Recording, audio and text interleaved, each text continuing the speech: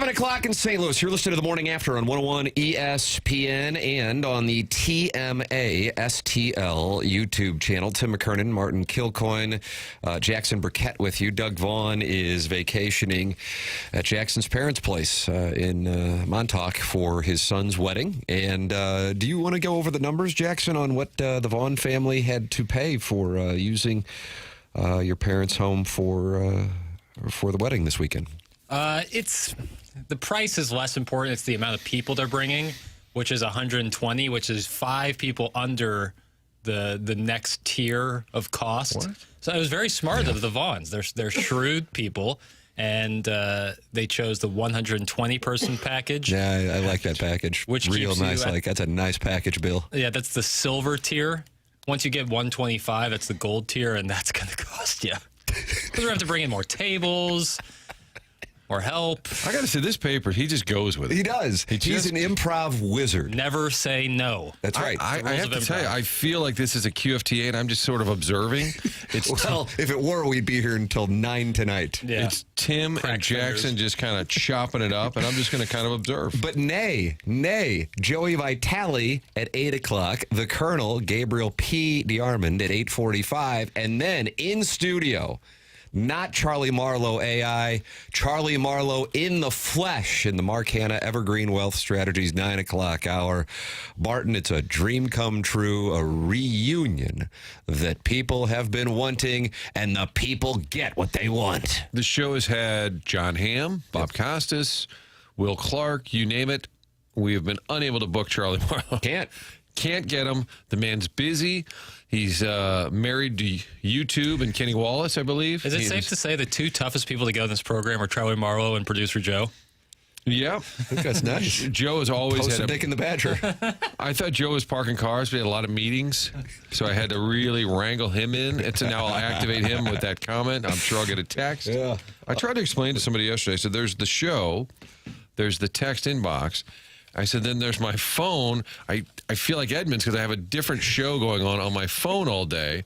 People commenting. Remember that one time? Oh, you should tell that story about. I'm like, oh, I'm on the air. We're having 2 shows, but Chuck Marlow, who I think I've worked more with him than anybody else as far as an on-air colleague in the course of my career. He arrived in St. Louis, I'm going to say 2007 from East Lansing. That'll get you 2008, yes, which is correct. We had an opening at the 2 Fox. Chris Pelican left. Yes. And back then, you would send tapes. Hard to believe. Now they're just like, hey, are you available? Yeah. Like, if you're at Quick Do you enjoy minimum wage? You run a kid at Quick Trip. Hey, do you want to do some sports? And, can you do it tonight? Because I wouldn't mind shutting her down. But he sent a tape, and it was really creative. It's one of those. Really? Like a stand-up. And he knows, I've told this story many times, but he's getting like into a car and out of a car, and it was like, here I am in Lansing. And then he gets out and he's in Ann Arbor or whatever. So it was creative. Look at Chuckles. And I remember telling him it's kind of caught our eye. Like, this guy's kind of creative, you know? And then after we hired him, and I said, where'd the creativity go? And he said, gotcha. He literally said, gotcha. But I would also tell the young listeners out there, and we do have some young listeners, I believe Mac, who likes the Steelers, is a high school kid. So there are young kids out there. But when there's a job opening, you show them that you're willing to do whatever. And so I called Charlie and said, hey, we liked your tape. We'll set something up. We might be able to fly you in. Back in the day. Right. And now you got to like fax yourself over. But Chuck said, I could drive tonight and be there in the morning from East Lansing. That's Jackson Burkett want to right there. That's what that is, Martin. And I said, that is absolutely not necessary, but it's impressive. And again, I don't know where that guy went once he signed on the dotted line. You gotta gamble and booze. Because then it became Chuck, who every night I'd say, hey, tomorrow we really need somebody to go to the Blues. Then we need to get to Pattonville. And then the Cardinals have a press conference. He's like, dude, we'll figure that out tomorrow. Why would you prepare for a show? That guy. He arrived instead. But I love him. He's like my little brother. I can't say enough good things about him, and I am thrilled that he will be on the program, and I'm thrilled also that he is doing his own thing. Tip of the cap to Chuckles Marlow. So he will be in studio coming up in the 9 o'clock hour, and then you got the Design, Air, Heating, and Cooling email today. With regard to the giveaway, I know, but I don't know if it's official, and I'm waiting for the official that positive momentum has been created on that giveaway taking place. Jackson, do you have a validation that we can proceed? I don't have it in front of me. What does that mean, Martin? Well, I'm not saying it doesn't exist. I'm just saying it's not in front of me. Is there a producer school for sports radio? And the first day, whether it's Prod Joe or you, they teach you how to give a non-answer. You answer it, and if you're not paying attention to the words that are said, you go, okay, you got an answer. But then if you actually pay attention to the words, you realize you didn't get anything. Yeah, what it is, you're always buying time. You just got to buy time. As long as you can keep the ball in front of you, you know, the last thing you want is to get the top taken off and you're chasing somebody. You got to keep everything in front of you. Okay. So Like that that. answer I don't know what there, that means either, but I like it. well, that answer and the answer I just used to explain that answer are both examples of me keeping the ball in front of me. Okay, and I think to be a great producer, you always are brainstorming ideas, just throwing it out there. Tim, do you remember the meeting after we had a post-show meeting? I think it was every day for a while. Yeah, we did. We had to break down the whole show. Like, oh, for God's sake. The 8 o'clock was terrible. I get it, okay? Telestrator. But producer Joe said, how about this? What if, like, we do a segment every day where we just make fun of a different ethnicity every day? And do you remember that? I have to tell you, I do not. And Rob Weingarten goes, that's a bad idea. I swear to you, he said that was an idea. Who was up first? Yeah. Well, hopefully Italian, because Joe's Italian. And Yeah. that would be a And then we could do coverall. Irish, and then we were pretty much SOL. Yeah, you'd be in trouble. After that, it was a problem. I swear to you, he Wow. said we would Producer pick on a Joe different. ideas. Yeah, I swear. I That remember could have ended this thing 21 years Yeah. ago. I hope he texted Who knew? in with a response. Joe, you may to need that. to call in, although we don't have anybody to answer the phone. We're a little limited today. No I'll Kurt, figure no it out. Doug. It Jackson, feels you said you'll answer the phone. If producer Joe's going to call in and comment on that story, Martin just told I do not remember I'm that. going to answer it. I really don't remember that. Now, That's I do, and Charlie said that my memory has gotten conflated over the years because I was talking about the Pirates game where Michael Wacha pitched, and he said, dude, you weren't there. I was there. I said, yeah, I wasn't there, was I? I get a little confused. I hosted an event last night with Doug Vaughn, and I said to Tim, you and I did this same event in 2017, 2018, and you said, I don't remember that. there's just no way in the world I would say yes. I was There's just telling my chance. wife this later, and I said, maybe it was Frank. And I said, We're oftentimes confused. because, yeah, Same brand. the tone, very different. Frank Cusimano. How about that? How are the sports, Frank? Are they great? That's good. That sounds like Frank not thinking it's good, but trying to trying to move trying to on play ball. to talk about DeSmet. Here, when you said that yesterday, I thought, oh my God, am I getting to a point where I'm not remembering doing events, especially when you said it was like 5 or 6 years ago, and I go, I just don't remember that. And then I thought it through, and I thought, I don't know what could have happened to get me to say, yes, I will do that. Unless it's St. Louis U High or St. Gabriel's, I'm out. But you and Doug hosted something, and then Doug's son is getting married tomorrow. My wife actually ran into Doug's wife and his son Nick, who is a true delight. His son Greg is the one getting married yesterday. So they've got all these people coming in from all over for the big wedding. And there's Doug still doing this event. Well, it was a paid event, I will say that. Right. So there is that. Still isn't enough to get me there. I said to Doug, I said, I can't believe you're doing things. He said, well, I wasn't going to, but my wife said, go ahead and do it. Got to pay for the wedding, I guess. Yeah, or I guess that he elements to the probably want to wedding. get away from a little wedding before he digs in for the festivities tomorrow. So tip of the cap, Greg Vaughn, his son who's getting married, a great guy who works with one of our sponsors here on the program, Mark Hanna of Evergreen Wealth Strategies, 2 wonderful people. And we were actually talking, as Mark knows, to Greg about hiring him for Sound Story. God, I don't know, about a year plus ago. He's got a lot going for him, and really good guy. So I'm truly happy for the Vaughn family and the festivities they'll be having this weekend in St. Louis, because Jackson refused to give them even 2% off on the family's estate in Montauk. It's never personal, just always business. Yeah, I could have thought. I thought 2% though. I figured Doug would understand that, but you did the margins. We got a state tax is going up. You know, gotta take care of these things. State tax is going up. Silver tier, the gold tier. Yeah. I have to tell you, you guys know Doug better than I do.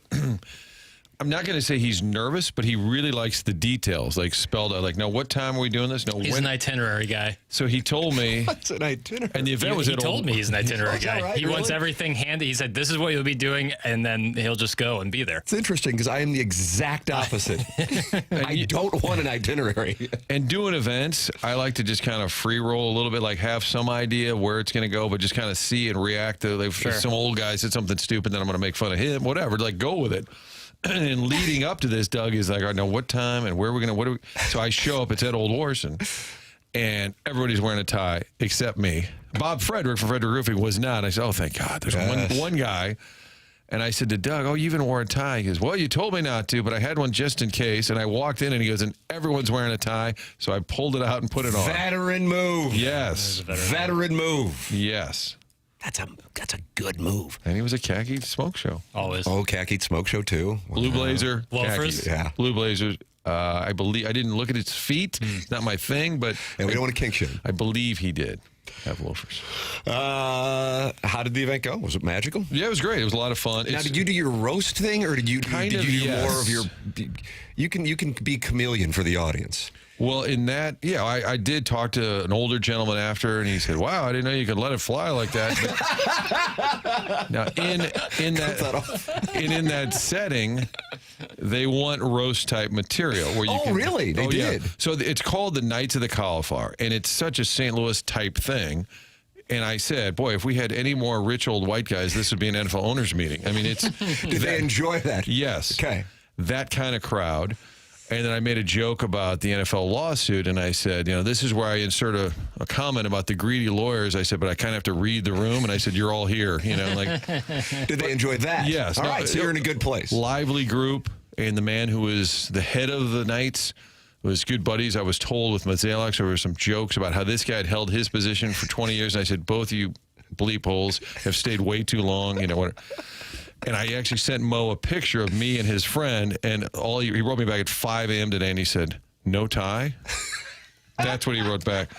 But it was great because it's one of those events where you can say anything, nothing's off limits, and it was great. Did Doug work blue? I was going to say, this seems like a real good cop, bad cop thing. No, I got him to talk a little naughty at times. Really? Did did the guy start flirting with him like they do on this show? Well, I said for those who listen to TMA, and there were some cheers, and I said, it's a really strange dynamic. I said, Doug is an accomplished sports guy and buttoned up a little bit, but serious and a true journalist.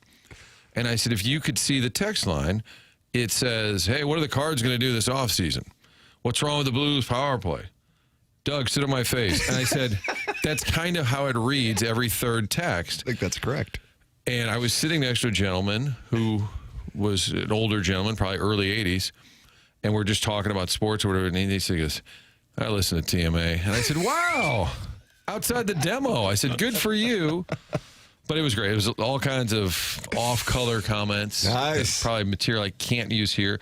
The only thing that I was nervous about, at the end of the night, I realized I had left my notes somewhere. And there's a lot of material? Scathing jokes that are probably damning. But my name wasn't on it, so I'm hoping one of the waiters or waitresses just threw it away. I literally was doing patting myself oh, where'd those go? Because I'm like, I don't think Frank would think that was that funny. Busboy in the back with his eyes wide and his silver dollars. I just got the material right here. I tried to compare Doug to Nikki Glazer, being both Kirkwood, so we had some fun with that. That's not for air, but no, it was great. And I will say at the end, it became a debate, and then we took a lot of questions, and we talked about the NFL lawsuit, and one gentleman said, why didn't they pursue a team? Why did they settle? And so I said, the NFL is never giving St. Louis a team. I think that was a false narrative, and then Pro Football Talk may have run with it, whatever. And a couple lawyers in there said, hey, I took the deposition from Demoff. Another guy said I was part of the original lawsuit. He said it was an $18 million suit that became $800 million. He said people just have no idea.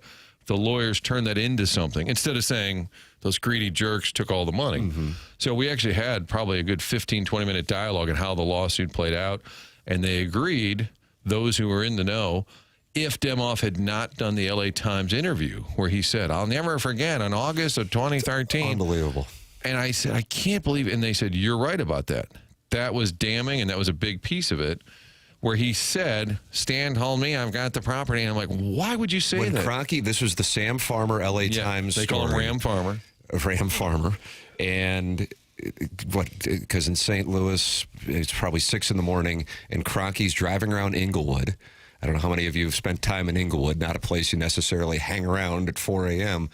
And Demoff gets a call, and he says, I found the land. And this is literally the day after the vote. And I'm going, oh, my God. I remember thinking that in the moment, Martin. I'm thinking to myself, this is damning. So it turns out that actually was a huge part of the... Yeah, and one of the guys said I took his deposition. Another guy said, yes, you're right. That opened the door because it wasn't illegal for them to leave, and the NFL's relocation rules turned out to be rather flimsy. But what was damning is how they misled the city. And like, well, how do you know that? Well, now we have we have a very specific example. And I've always joked about executives that sign a player and walk into the owner's office like, hey, Bill, sorry about that $80 million on DeFowler. Let's get a new guy. Sorry about that $80 million on Mike Leake. There's no comp in the business world where you just tell your boss, yeah, that $80 million we just spent. Oh, well, didn't work out. Imagine Kroenke saying to Smithers, you cost me close to $1 billion by yapping to Ram Farmer. And he did. Yeah. And he also had at his alma mater, Harvard Westlake, he does this Q&A within months of the move. Might have been within a couple of months.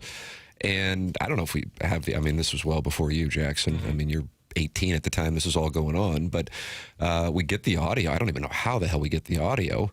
But it might be gone at this point. Hell, I don't know. But he says, fortunately or unfortunately, we went on a winning streak. And this is back when they were in St. Louis, which then kind of had to distract them from the move. And this is while they're in St. Louis. I mean, to say this stuff, I always thought when we were analyzing the situation that they were operating at this Ivy League level that we couldn't possibly comprehend. And in reality, it was just dumb, but they had the money, and so you could pass the legislation through Congress with force. And then they wound up peeling off nearly $1 billion in order to do so that they wouldn't have had to do. Huh.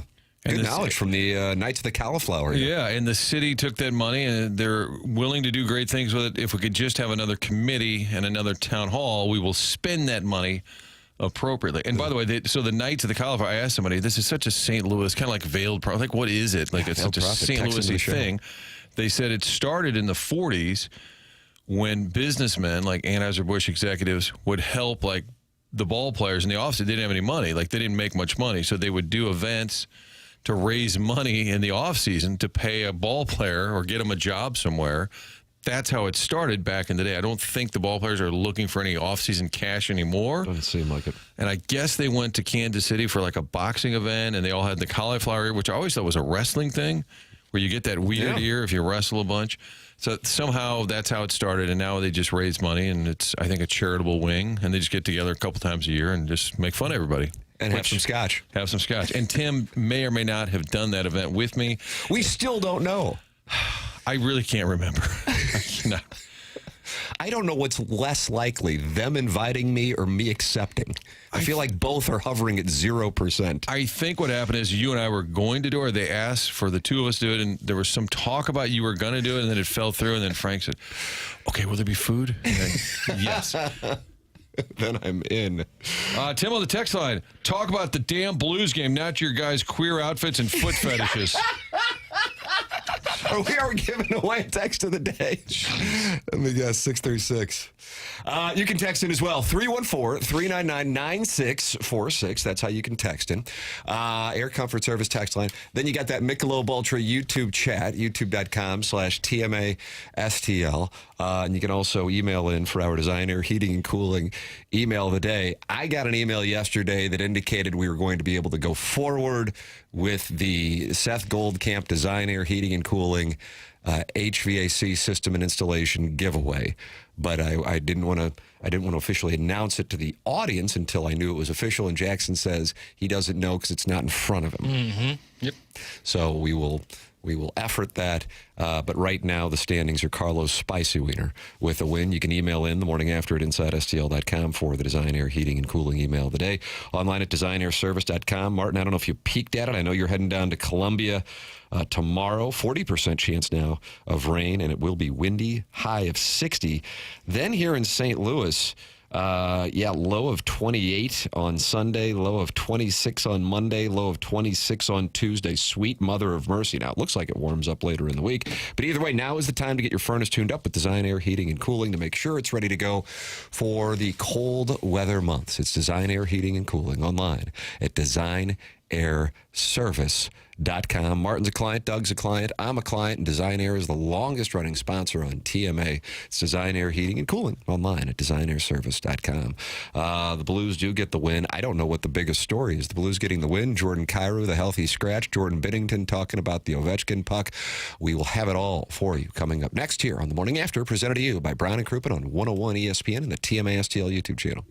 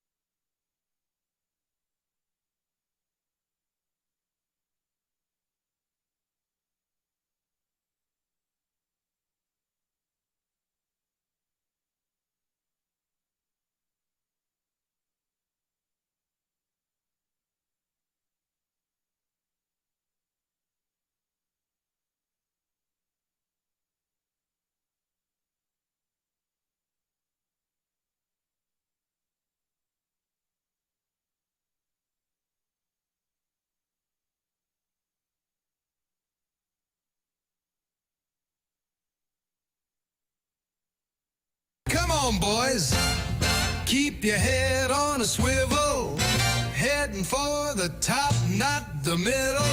People might think I'm crazy, but if we just get hot, we can win this, baby.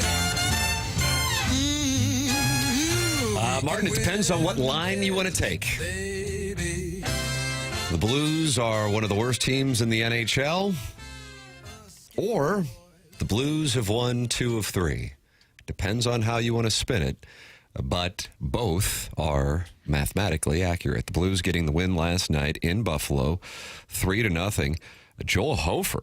I know you were doing the festivities last night, but watching that game, a guy who came in as one of the worst netminders in the league was really the reason why they won that game. And Jim Montgomery said it. He said, when you're on the road, you want your best player to be your goalie, and that's what we got tonight. And the first goal was a Matthew Joseph shorthanded goal, all started on what was a incredible save. I mean, I can't say enough about it. I had the volume down while I was doing some work and watching the game, and I went back to hear Kerber and Vitale's reaction to it. It was unbelievable.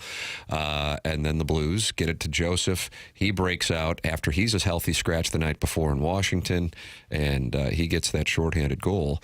And the Blues get what they need because Hofer shuts them out, and they win 3-0. But the story of the day is Jordan Kyrou, healthy scratch. There's no doubt that Montgomery, I think, had done all the barking probably to us. Pretty strong words of the media, probably to the players as well.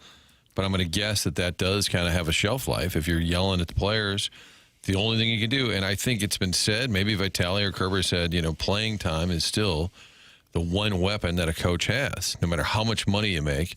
And so Kyrou, a healthy scratch, it doesn't help quiet the Kyrou noise that's out there, Tim, but it certainly calls attention to, hey, if you're not going to compete and play at a high level, it is interesting they win the game 3-0. And who's scoring the goals? Matthew Joseph. You're still not seeing your top players be your best players. It's great that you win a game with those guys scoring the goals. Where are the stars in terms of production? But, yeah, Kyrou, now we'll see moving forward. Is this something he does every once in a while? Montgomery, like Mayu being benched or scratched has been happening. But Kyrou, $7-8 million a year, that's a big story. Yeah, first time since 2021 when he really wasn't a regular at that point that he was a healthy scratch. Listen, I mean, I think if we're going to really delve into the way the role, there was a lot of guys that didn't play up to their role and responsibilities on the team.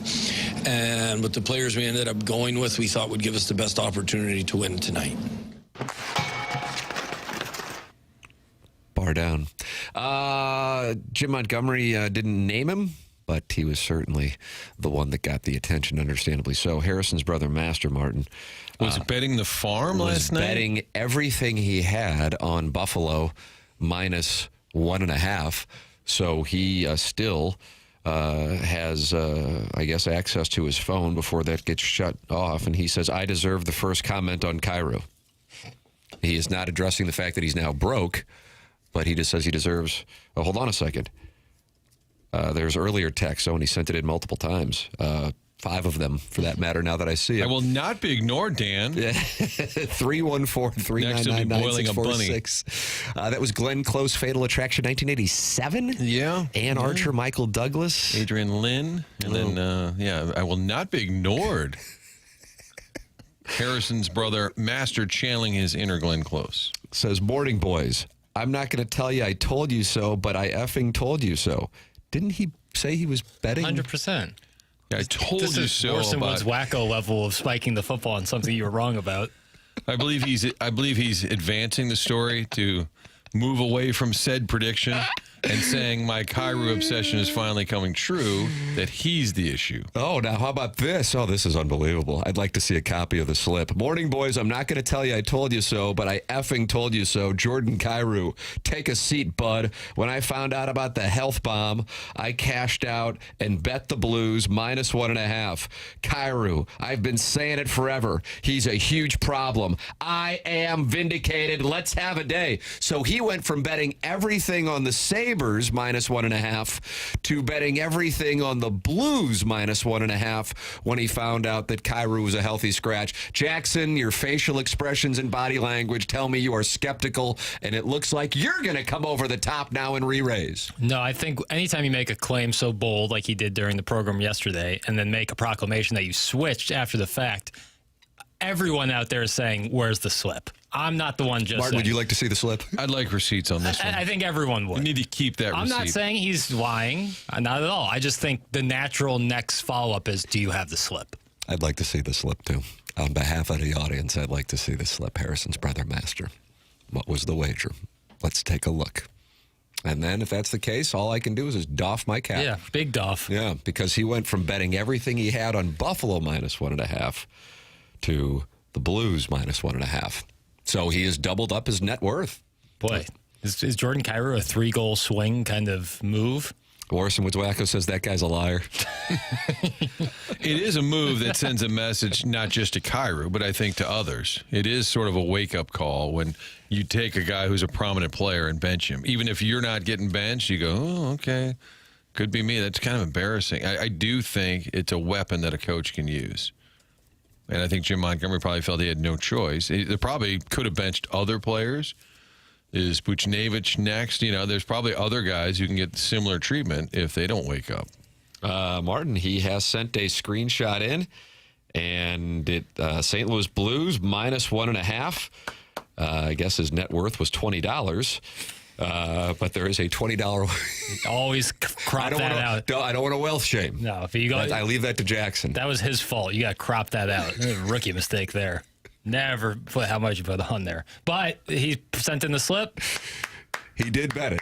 There you go. He did bet it. Now, theoretically, I think he's $4 million liquid is what I understand. I track the listener's net worth.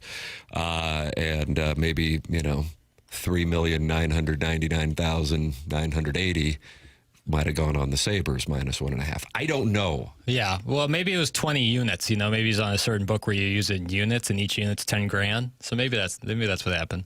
He acknowledges it's a small bet. Oh. Thanks. Thanks for acknowledging. And I'm not a big gambler, but yesterday I really liked the under on that Thursday night game. And You did. I recall you saying it. I wish I had bet some money on that because I just felt like You were scolded by a gentleman. I just wanted you to really think about it. all those Thursday night games. I said, well, Denver wins, but they don't score. In Vegas can't How score. does Vegas score? I just thought 10-7 your final. it felt like an ugly game that would be a low-scoring game, but I don't have the receipt. Those Thursday night games are, I get it, and listen, it's a gambler's delight, but man, they are, from my standpoint anyway, others might say differently. They are tough to handicap. In that case, the Broncos, I don't even know what the line was. I'm just confident it was greater than 3. It was 9.5 or Okay, so. yeah, the Raiders covered. And Martin, you're under, you would have had that sweat-free.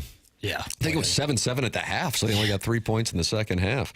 Harrison's brother Master did bet Blues -1.5. It was not for his net worth unless, the market has hit him. I know the market has been down precipitously, so that is why he's probably sitting at $20 in a net worth. But we don't wealth shame on this program. Sharon's Ladue Pool Boy says, he made 2 bets, one on each side, and then sounds cool and he wins. That's from Sharon's Ladue Pool Boy, who is not a fan. $20. What a renter. That's from Arbor Day. Two-time texter of the year. He said the Sabres bet was 2 units. Unit is $100. I don't know. All I see is bet was $20, won $70. I'm not sure. And he says this, let's be honest, Kyrou is now done in St. Louis. Martin, do you think Kyrou is done in St. Louis? I think that's a bit extreme. But I think it does change the narrative a little bit with the new coach calling out Kyrou by benching him. He's calling him out. So it's the heat is turned up a little bit on Kyrou. Now we'll hear from him at some point. I was looking to see if they're actually skating today. They're off today. So next chance to hear from Kyrou from the JRs of the world or Luke Horak or Matthew DeFranks, guys who are there every day. They'll have a skate tomorrow, and that'll be the first time they would have access to Kyrou to get his thoughts. Now, he doesn't speak, he doesn't say a whole lot when he talks, just kind of a quiet kid. But I think it's interesting to hear what he does have to say. Absolutely. So your first chance to hear that will be tomorrow at the morning skate. JR's column from last night, and that, of course, includes what really is the biggest story, Jordan Kyrou and the healthy scratch, starts off this way. It's posted on The Athletic. Earlier this season, so this is earlier this season. This wasn't yesterday. Earlier this season, Jim Montgomery referenced the approach of a Hall of Fame basketball coach when it comes to earning playing time. Quote, I love the line from Bobby Knight. There's nothing that teaches people better than ass meet bench, bench meet ass. That's the only tool a coach has always had to get a player's attention when they're not playing to a team standard. That memorable quote from Bobby Knight came to mind when Montgomery was putting his lineup together for the Blues game against the Sabres Thursday, and Jordan Kyrou, the healthy scratch. Is that name taken, Jackson? Bench meet ass? No. Today's the last day to get it, Martin. Is that available? Sure. Bench meet ass. Today's the last day to get it until December 1st. So if you want to get it, text in to Jackie Papers. He'll change your name if you don't have a name saved in the Air Comfort Service text inbox, 314-399-9646. Now, The Blues have had coaches who I think, I'm not going to say they were intimidated by the room, but they weren't as firm as far as being in control of the room. I really liked Drew Bannister. I liked Mike Yeo, even like a Davis Payne, but they didn't have the command, like the I don't care what the players think about me. That's the magic of the 5-year contract. But I think Jim Montgomery is in that mindset, like, hey, I've been doing this a while, and I've won some games. I don't care what I do. If it ticks you off, I'm going to do it. And I think some of those other names, great guys, great hockey minds, but didn't quite have that firm of grip. And I think Montgomery is that type of coach who doesn't give a flip what the player thinks or says, or just going to do what he needs to do, much like a Berube, didn't care. You want the guys to like you, but it's not your first priority. So it doesn't surprise me that he did this. And I think they had gotten to a point where something had to change. And it's, as much as it's about Kyrou, I think it's about the other guys too. Like saying you could be next. Exactly right. That's exactly right. That's what, and Jackson, you have audio. I was listening to the Curbside podcast in here. Vitale was talking about it. He's going to be with us at 8 o'clock, so we certainly will elaborate when Joey joins us on the Stiefel Dossier at 8 a.m. Gabe DeArmond, 8:45, and then Charlie Marlow in studio with me and Martin for a magical reunion in the 9 o'clock hour. Here's Vitale and Kerber on it, and I believe it's exactly where you were going with it, Martin. If it's the sound that I was listening to this morning where he says it's not just a message to Kyrou, it's a message to everybody else, and players love it when coaches will hold the top guys accountable. Well, what is the message that is sent to the guys that were healthy scratched tonight? And obviously the biggest name of that is Jordan Kyrou, but Oscar Sundqvist as well. And then Logan Mailloux once again in the press box tonight. Well, it's very simple. I mean, I'll back up what the captain said after last night's game. If you're not going to compete, you can't win in this league. It's just that simple. Unless your name, I've always said, is Leon Draisaitl, Connor McDavid, or Alex Ovechkin. Those guys can drift in, they can drift out, they can hide out, they can be invisible for 55 minutes, but they're still going to find a way to hurt you by the end of the night. Those are the rare exceptions. And I know that a lot of players want to play that way because it's certainly a lot easier, but you just can't play that way if you're a Jordan Kyrou or a Robert Thomas or a Pavel Buchnevich, because quite frankly, you're just not as good as that elite class. So when you look at all that as a whole, and to a man, you have to recognize in order to be successful in the National Hockey League, you have to bring the compete. You have to bring the edge. Rely on your skill, rely on your shot, rely on your speed. But when that falls apart and you get shut down, what's next? Like, do you have that next level of compete and edge you bring to the game? I think for Jim Montgomery, he's had communications with certain players, and I think the communications ran a little stale, so he had to get their attention, and he made a couple players, including Jordan Kyrou, watch from above. You hope that it lights a fire under a Jordan Kyrou and under an Oscar Sundqvist, much like it did with the Matthew Joseph in tonight's game. There it is. It's got to be a little embarrassing if you're the player, notably benched. Like in baseball, you're going to get a day off here and there, so you wouldn't even know if like a manager kind of was down on a guy, scheduled day off. But in this case, the sitting in the press box, you actually see him when you're in the press box, like, oh, that's Oscar Sundqvist. Oh, that's Jordan Kyrou. Not playing tonight. But again, I'd love to hear. He won't say much. He just doesn't say a whole lot. But I am kind of intrigued to see how the player, and I guess more importantly, is how he responds on the ice. Buchnevich should have been the healthy scratch first. That's from the 314.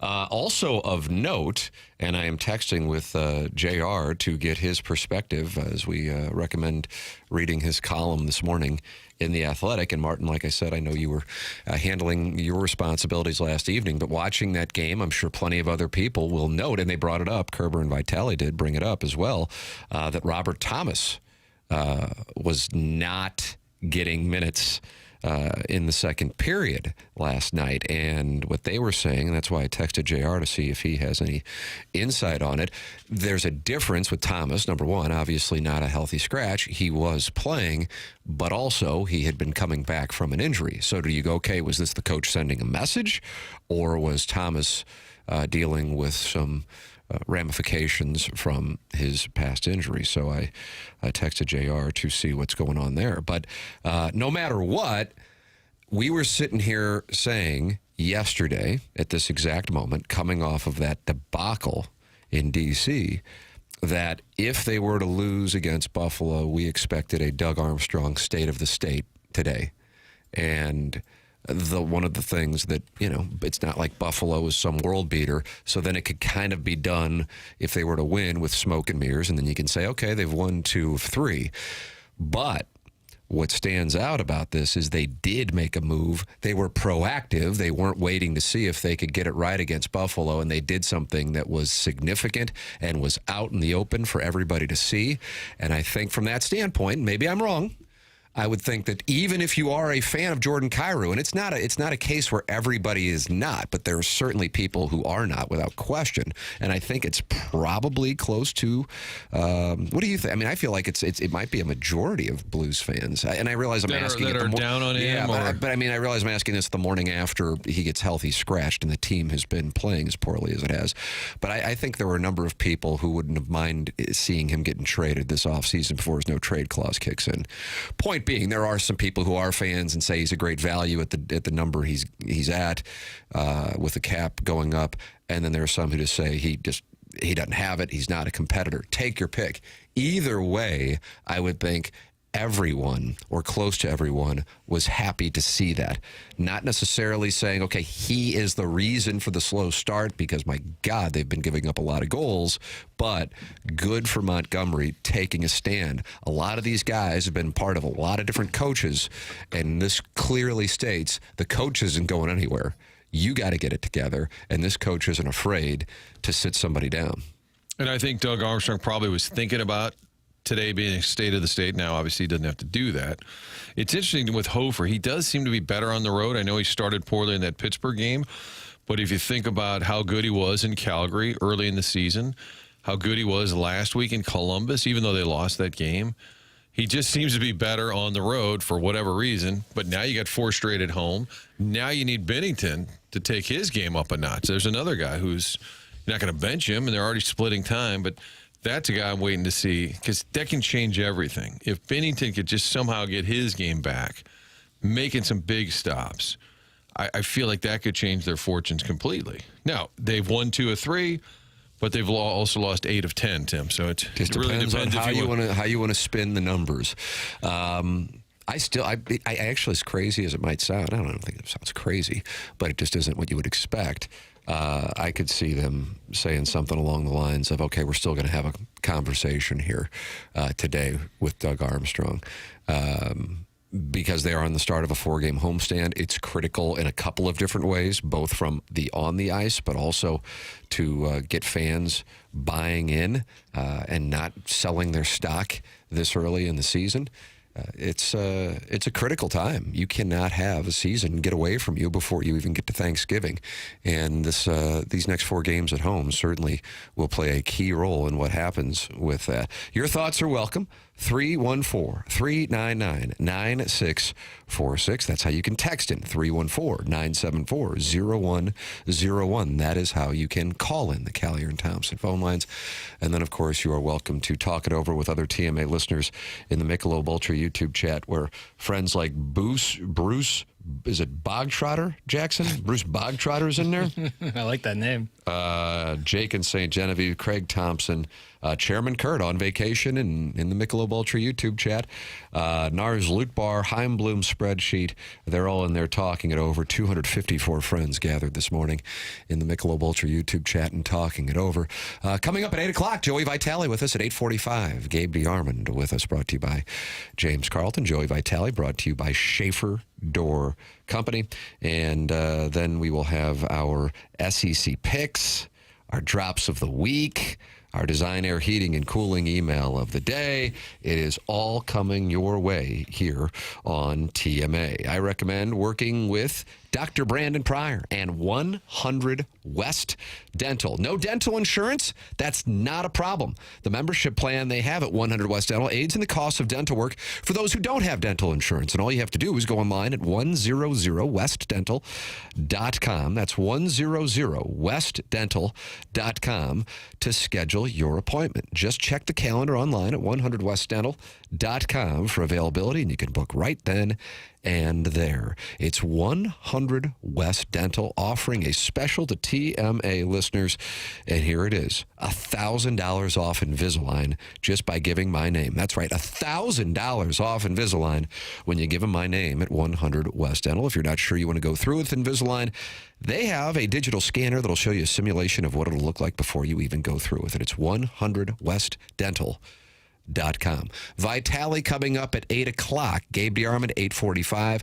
On the other side of the break, the exact thing you want to hear if you are a fan of a college football team and your coach is being rumored to go to other jobs. We've got the soundbite that you would want to hear. Who does it come from? You'll hear it next here on 101 ESPN.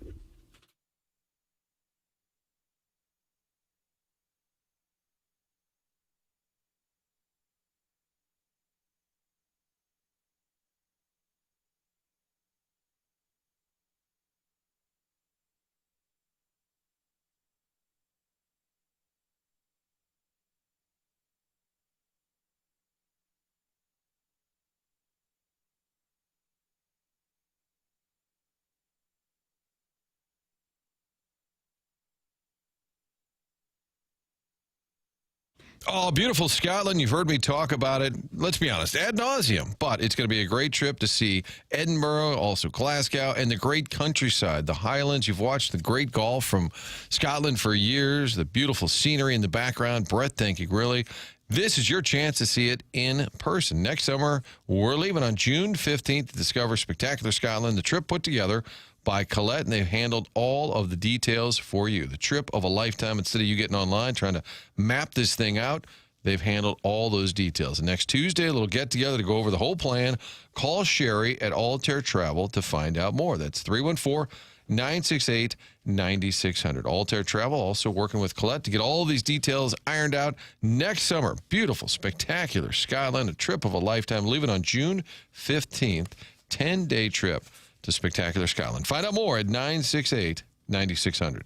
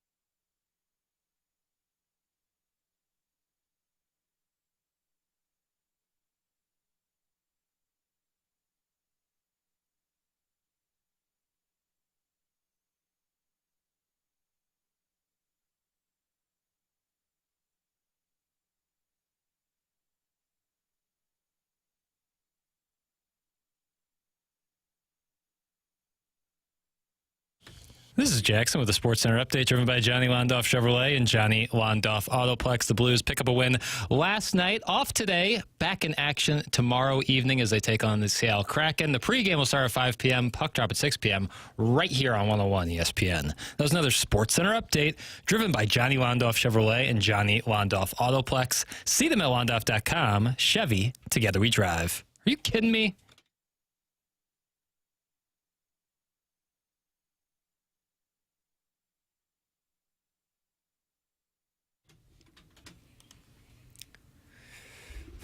Boogie Nights? Certainly. Which is might be the funniest scene in the whole movie. And this, of course, involves the Colonel and somebody with bad junk. That is good. I think that's the spill the wine montage, but this is when Roller Girl and Heather Graham, Martin. and Eddie at the time first sleep together, and Burt Reynolds is sitting there with his Black and Mild cigarette watching.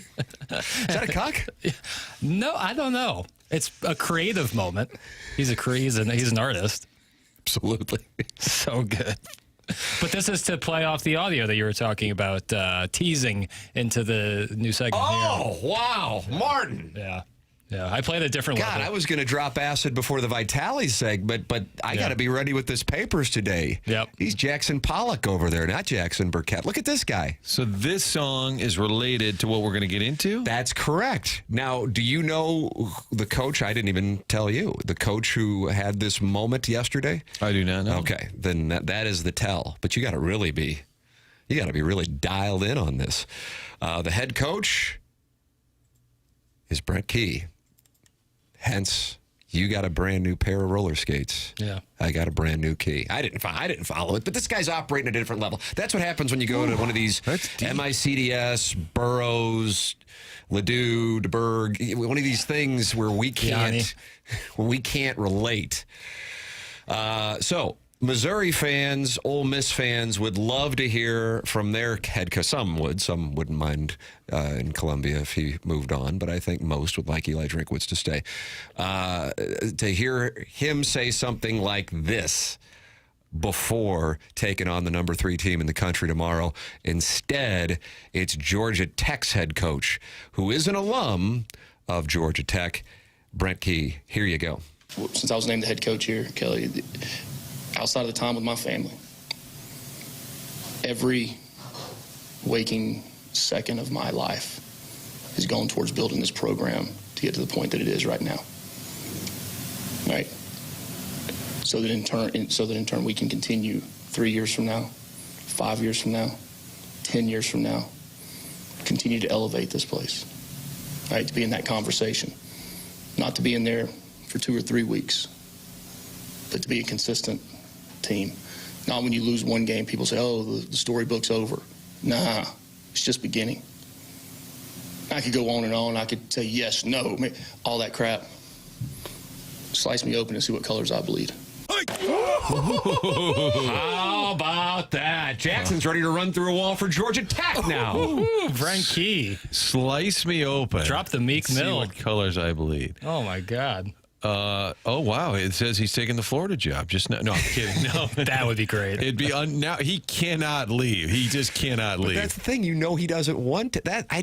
It depends on what you want. Martin and I, we've talked about this a little bit off air, and I don't want to violate the code, but we both think the same thing with regarding Eli Drinkwitz. It depends on what you want. From the moment I met Gary Pinkel, I was like, this guy doesn't want to go anywhere else. He had an opportunity to interview in Ann Arbor in 2011. Didn't even go. I'm not, and I'm sure Josh Schertz would be the first one to say, I'm not, take your pick of whomever at this point. You know, if anything, he's pissed that they didn't play well against Chicago State last night after going up 22-0. 22-0, Martin.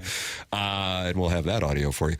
But Josh Schertz is a guy who I think if he built it at St. Louis University, I just don't think he's going anywhere. But that doesn't make Pinkel and Schertz good, and anybody who does want to go somewhere bad. It's just, it depends on what the motive is. Now, the coaching game in 2025 versus the coaching game when Pinkel got hired 24, 25 years ago has changed so substantially that you can make an absurd amount of money and have an absurd amount of resources at places like Columbia, Missouri, Oxford, Mississippi, and certainly Bloomington, Indiana. So it's changed.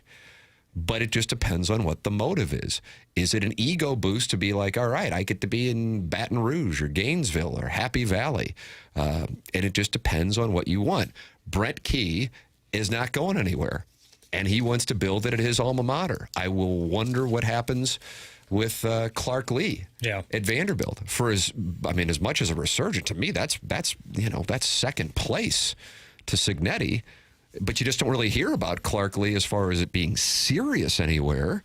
And I think a lot of that is like, yeah, he isn't the guy who's going to go. I don't think he would, but maybe I'm wrong. Maybe I got a bad read on that. I don't think he would. You don't think he would either?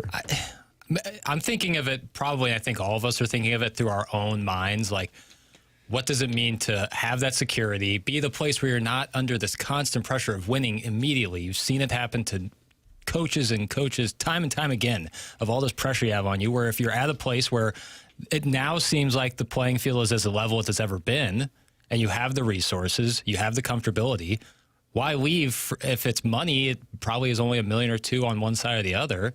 I don't know. I just think that my mindset would be to stay. Well, 5 years ago, if I would have said Brian Kelly's going to leave for LSU, would that have... That would have made more sense. That would have made more sense. Well, because of Notre Dame's restrictions at the time versus LSU's free-for-all? Like the ascension makes a sense. Not like Brian Kelly himself going to LSU, because that never really made sense. But the idea of a coach making that leap from two giant blue blood schools, but one certainly bigger than the other. Vanderbilt is not in that place, obviously, that Notre Dame was, or is, when talking about Clark Lee. But it would have made more sense 5 years ago, yeah. Well, what I'm saying is the ego to make the move. In other words, it blows me. It's like, okay, you're comfortable. When Brian Kelly took over Notre Dame, it might have been like, okay, it's never going back to, Lou Holtz in 1988, much less, Dan Devine, Ara Parseghian, Newt Rockne, Frank Leahy, all that's not happening ever again. And then he rebuilt it. So he could have stayed there until retirement. He was around 60 when he made the move. And instead he went. I would think somebody is going to go. It's just a matter of who. But that is textbook how you shut down all the talk. Yeah, it ends it. If you really want to tell your fan base or your administration, I'm not going in there, would you go public like that? Again, I hope this guy doesn't pack up and leave.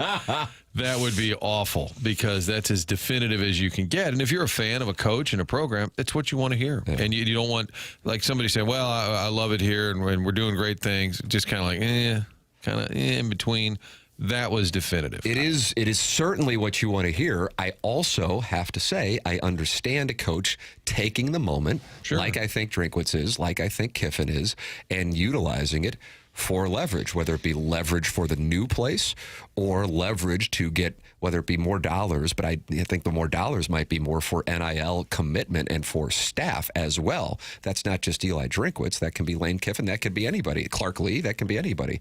Kenny Dillingham can be anybody at this particular moment. We'll talk it over with the Colonel. That's coming up at 8:45, brought to you by James Carlton. Joey Vitale joins us next. Looking forward to his insights from one hell of a road trip. Not necessarily with the caliber of hockey, but all that went on. That's coming up next here on TMA 101 ESPN.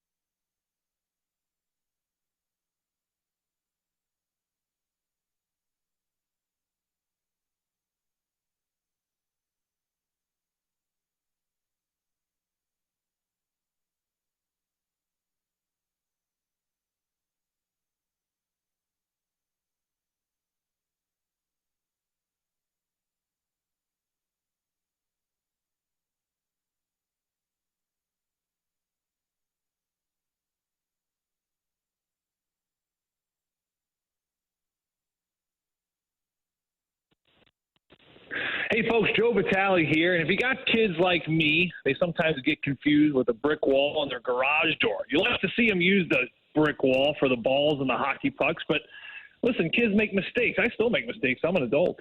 But these kids are throwing balls, shooting pucks, breaking garage doors left and right. Well, good news for you and me that now you have a friend in the garage door business. His name is Jason. His company is Schaefer Door Company. Visit their website. Check them out, SchaeferDoorCompany.com. If you want the best results, if you want the quickest response, give them a call, shoot them a text. They are very responsive. They're a St. Louis company, and they're going to take care of you just like they've taken care of me. Their cell phone is 636-782-3608. 636-782-3608 for all your garage door needs. Schaefer Door Company is a Clopay Master authorized dealer.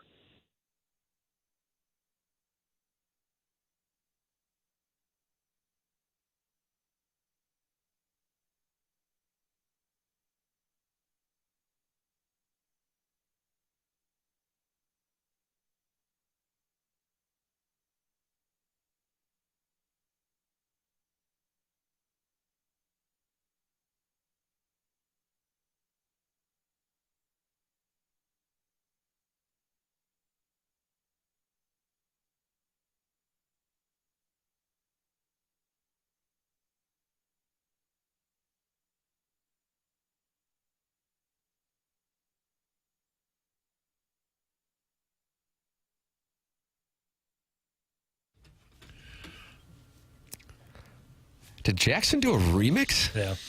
We chopped it up. I'm rolling balls. Yeah, I figured this was more Joey's speed, Getting weird. Really? You think Joey's MDMA? No, but he's like diet MDMA, What? I don't know what that means anymore. Well, he gets funky, but he's, a loving father. There's a Hallmark card right there. Yeah. What about Concrete Blonde, name of the band, and the song is called Joey? Oh, Ann Wilson, Martin? Is that Ann Wilson? Jackson, is that Ann Wilson? Ann Wilson? From Heart? But the song Joey is a great song. Tom Wilson plays for the Capitals. And he was in front of the net. Look at Jackson just flexed his hockey knowledge. I bet Joey doesn't know what hit him right now. Joining us, presented to you by Schaefer Door Company, Joey Vitale. Concrete Blonde, Martin? Yeah. Morning, Joey. Morning, boys. Boy, that's a lot. That's a lot. You just threw off the hot. I don't even. There's really nowhere to begin, so I'll just turn it back over to you. Uh-oh. Are we gonna get a not well rested Joey Vitale this morning? Is that what we got? No. I mean, I'm used to it now. I actually appreciate Jackson's new rendition. However you chop that up, you kind of got that techno beat to it a little bit there, and I mean that's just life. I go from a crazy house with way too many kids. I had way too many kids. I'm just gonna be honest for a second. This is a moment of reflection. 5 is not the number, folks. 5. Hate to be that fifth over there. Yeah. Feeling a little unappreciated. Poor Shep, who's going to be in school with my son. Well, I'll have to let him know. Oh, keep your boy away from Shep. He's eating Overweiss. Shout out Overweiss ice cream for breakfast while he's watching ice cream. Bluey. While I'm over here in the other room. Yeah, 5 is not the number. We got excited. Literally, it happened. It is what it is. I think 1's the number, folks. I think 1's One is the number. So you're selling 4. Yeah, they're like chickens in my house. We're just kind of slowly chipping away at them, kind of letting them go. And no, it's you had those days where you're like, wow, this is really great, and then the other days like, whoa, this is not great. And certainly. And anyway, the techno song from the chaos of home, and then I decided to just bury myself by choosing a profession where I go to an arena with 20,000 psycho crazy fans, and then they blast more techno music. It's so freaking loud in these buildings. I mean, have you guys been to a Blues game lately? Or don't ask Jackson that, but Martin and I have, yes. Yeah, I'm in Washington. Blues actually do a fairly good job with the music level, but these buildings are so loud. It's like, how do people even think? And maybe that's the purpose. Maybe they don't want us to think anymore. I don't really know, but yeah, it's just chaos techno music in my life all the time, Jackson. So I appreciate the intro on that song. Yeah, absolutely. I thought, just change it up a little bit. Sure. And I think that's Joey's vibe. Joey can... He's techno. You can have the original version of Joey or the remix. Yeah, I've been to one techno bar in my entire life. It was in New York. I think I was 25, 26. You ever been to one of those? Marty or Doug or Tim? You guys ever been to one of those? Doug is not here, just for the record, here. Joey. I know you're usually We're gonna watching on speak YouTube. for Doug, though, and say he probably hasn't That's a good been read. at a techno bar. Are you good talking read. like when you walk in and like the lights are flashing? You can't even see the bar. Yeah. Yeah. And you're like, is everybody here on drugs? Probably. Yes, the answer to that, of course. Am I the only one not tripping right now? Yeah. What time do you get home, boy? What time do you get back? We got home. Let's see what time we got home last night. I got home about 1 that's or not that bad. 2. By the time not too bad. We gained an hour coming back from the East Coast there, which was nice. It was actually a pretty smooth, quick game last night in Buffalo, and landed and pitter patter right back out of here, and Daddy daycare today, and back at it tomorrow. Seattle crack into town, and hopefully the Blues can build on what they did last night, because that was certainly something special. How surprised were you? Because as I understand it, you were the one who broke the news that Kyrou was the healthy scratch when you were on with BK and Ferrario, and that certainly got St. Louis buzzing when you had that story yesterday, being there at the skate. What was the reaction amongst your counterparts and the team when Jim Montgomery made that move, Joey? Yeah, it's funny. I felt like, what are those people called? The newsbreaker people? Like the people that break the news? Insiders? I guess insiders. Yeah, insiders. Newsbreaker people? Yeah, or newsbreaker That's people. not as catchy. Marty, what do they call you, Marty? The newsbreaker insider people? Newsbreaker insider people. I felt like an insider. I was on the news break, and it just was the weird timing where I'm in the locker room. I'm not on social media or anything like that, so I really have nowhere to put this information, nor do I really care. I just try to do my job of just calling hockey games. But I was talking to Jordan Kyrou and then Jordan Binnington and about him hiding the puck, which was, by the way, hilarious. And then, I saw Kyrou over there, and he was one of the last guys off the ice, which usually gets the mind thinking on a morning skate. The guys that aren't playing that night, they're the last ones off. They're the ones kind of getting extra skate in. So it was weird. It was weird to see Kyrou come off with the regulars and stay out there with Logan Mailloux and Jordan Binnington, all the scratches that night. So we had a great talk, and then, of course, just minutes later, the great BK and Ferrara, your afternoon show, which is just groundbreaking every day. I love listening to their show. They called me, and it was just the timing. It was weird, and I just said, hey, I just talked to Kyrou. It looks like he's a scratch tonight. And I guess I didn't really realize it, that no one really knew. But how would they know? Because he just told us. But it was a really good conversation, and I think listen, here's a player that, he hasn't been himself, right? I mean, that's the reality. And you don't know exactly the depth of what's going on. This is why, as a broadcaster, you try to always remember the number one rule of broadcasting that I learned from, the greats like Bernie Federko and John Kelly and Curbs and Panger, which is always remember to critique the play, not the player, because you just never know what's going on. I know for a while there with Jay Bouwmeester in that 2018-19 run, everyone wanted him traded. They wanted him out of town. Like the team was struggling under Mike Yeo, and Bouwmeester was a disaster on the back end. And, people didn't realize that through his hip surgery the year before, he just was not himself yet, So that's why people got to keep everything in perspective about what's going on. These are human beings after all. Alex Pietrangelo had something similar in one of his final years with the Blues, and people didn't realize, the health scares of some of his young ones at home. And that can really wear on you. We all know we're fathers, and we understand the impact that has. And then you got to be able to go out there and perform in front of 20,000 people and hundreds of thousands of people watching, which is not an easy task for anyone, right? It's hard to do it, let alone if you have a job where you just work for yourself. So with all that being said, I don't know the depths, quite frankly, of what Kyrou is going through, other than he just does not look like himself. And he certainly looked a little disturbed yesterday when we pulled him aside after the morning skate. There was no cameras on, but I really give him a ton of credit because, he certainly looked upset. He looked disappointed, but he also took full ownership and responsibility for why he was out. And this is all you want as a coach. I mean, this is all you want as a general manager. This is all you want if he's a teammate of yours, right? You have to have players that are held accountable, and then they take accountability for that. And there are players in the league that don't do that, especially these high-paid ones like Kyrou is. where they'll go around and they'll bicker and they'll whine about the coach and they'll lick their wounds and say, well, I'm not getting fair ice time, or I'm not playing with the people I want to play with. And they just make excuses, and it's a victim mindset. And it's a really sickening mindset, and it doesn't get you anywhere, right? And I think that for Kyrou, to me, he really handled it like a pro. He took it on the chin, and he took ownership. He understands that the competitiveness on a consistent basis just is not there in his game right now. And you're hoping that him watching from above last night, guys, that, it lights a fire under him. That's why coaches do it. Coaches have leverage in one area, and that's ice time. That's all Jim Montgomery can do. So he took him out. He's had a lot of conversations with them. It's not clicking. It's not working. You have him watch him up top, and you hope that stirs something in the belly where maybe if he gets in tomorrow night against the Kraken, we see this other side of Kyrou that we've come to love over the last few years. Do you think it'll happen again? Do you think Montgomery now, tomorrow night even, says, Booch, you're sitting, or you probably don't sit Thomas, healthy scratch, but do you think he'll do it to another notable player? Well, Marty, 100%. 100%. I mean, listen, you did it to a kid that's a consistent 30-plus goal scorer. I mean, Jordan Kyrou was knocking on the door this year for 40 goals. Everyone's like, when's it going to happen? He's coming close. He's had, I think 3 consecutive seasons with 30-plus. So it's going to happen in any moment. So, I mean, to me, he's your best goal scorer. He's your purest goal scorer you have on this team right now. And if he's going to sit, then anyone can sit. I mean, you go back to that game last night.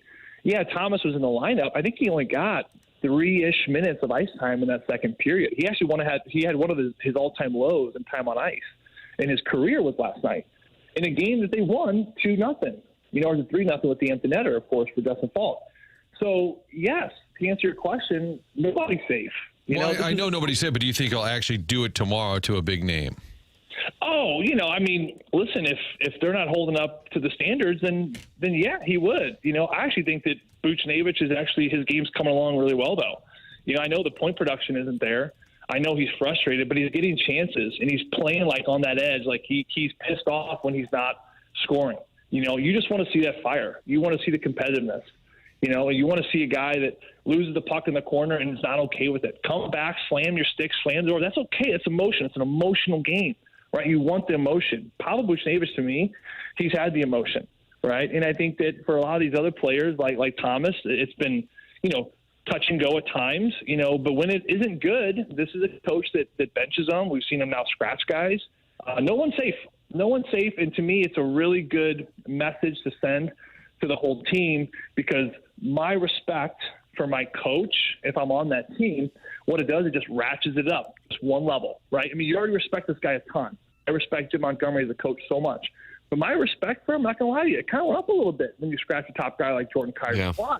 Yeah. Because, listen, I mean, it is what it is. Like, you got to make sure everyone's held accountable at the same page. There's nothing worse than guys being treated differently. I've been a part of organizations where you have superstar players, and I've been in those locker rooms where I've had coaches that really lean in to the weaker players. They kind of pick on the weak and the fourth liners, and they don't ever, call out any of the top guys, right? Because the coaches think, I got to protect Sid, I got to protect Gene, I got to protect, BS.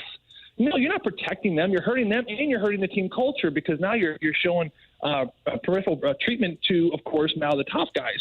And then you look at what's happening in Pittsburgh now, what I've heard with this Dan Hughes, this new coach. He doesn't care who you are. Like, he calls out everybody, and you're not hurting the top guys. You're actually making them better, and you're creating a culture that everyone's held accountable to the same page, because no one wants to be in an environment. I mean, you guys, with what you do, what I do, any profession, you can't have a boss where the rules don't apply to everyone. It just doesn't create a good culture. So to me, yes, to answer your question, Marty, he is not afraid to sit Buchnevich. He's not afraid to scratch Robert Thomas if it comes to that. And I think right now, as all the players have seen, they better get their act together on a consistent basis, because this coach, he certainly means business. Joey Vitale, our guest. He joins us every Friday here on TMA 101 ESPN and the TMA STL YouTube channel, presented to you by Schaefer Door Company. You're talking about the top players. I was listening to you and Chris Kerber on the Curbside podcast. We've had people texting in about it, and that wasn't just Kyrou with the healthy scratch, Robert Thomas in the second period, and trying to get an idea, okay, was that a health thing because he was back out there in the third, or was that another message being sent as well? Did you get any clarification on that, Joey? Zero clarification. I saw Robert on the plane last night. He seemed in good spirits. To me, it doesn't look like it was part of the injury that kept him out for 4 games a couple weeks ago. Again, that's just a hunch. This is just based off of what I've observed. If I had to guess, my guess is it was probably sitting down because of play on the ice.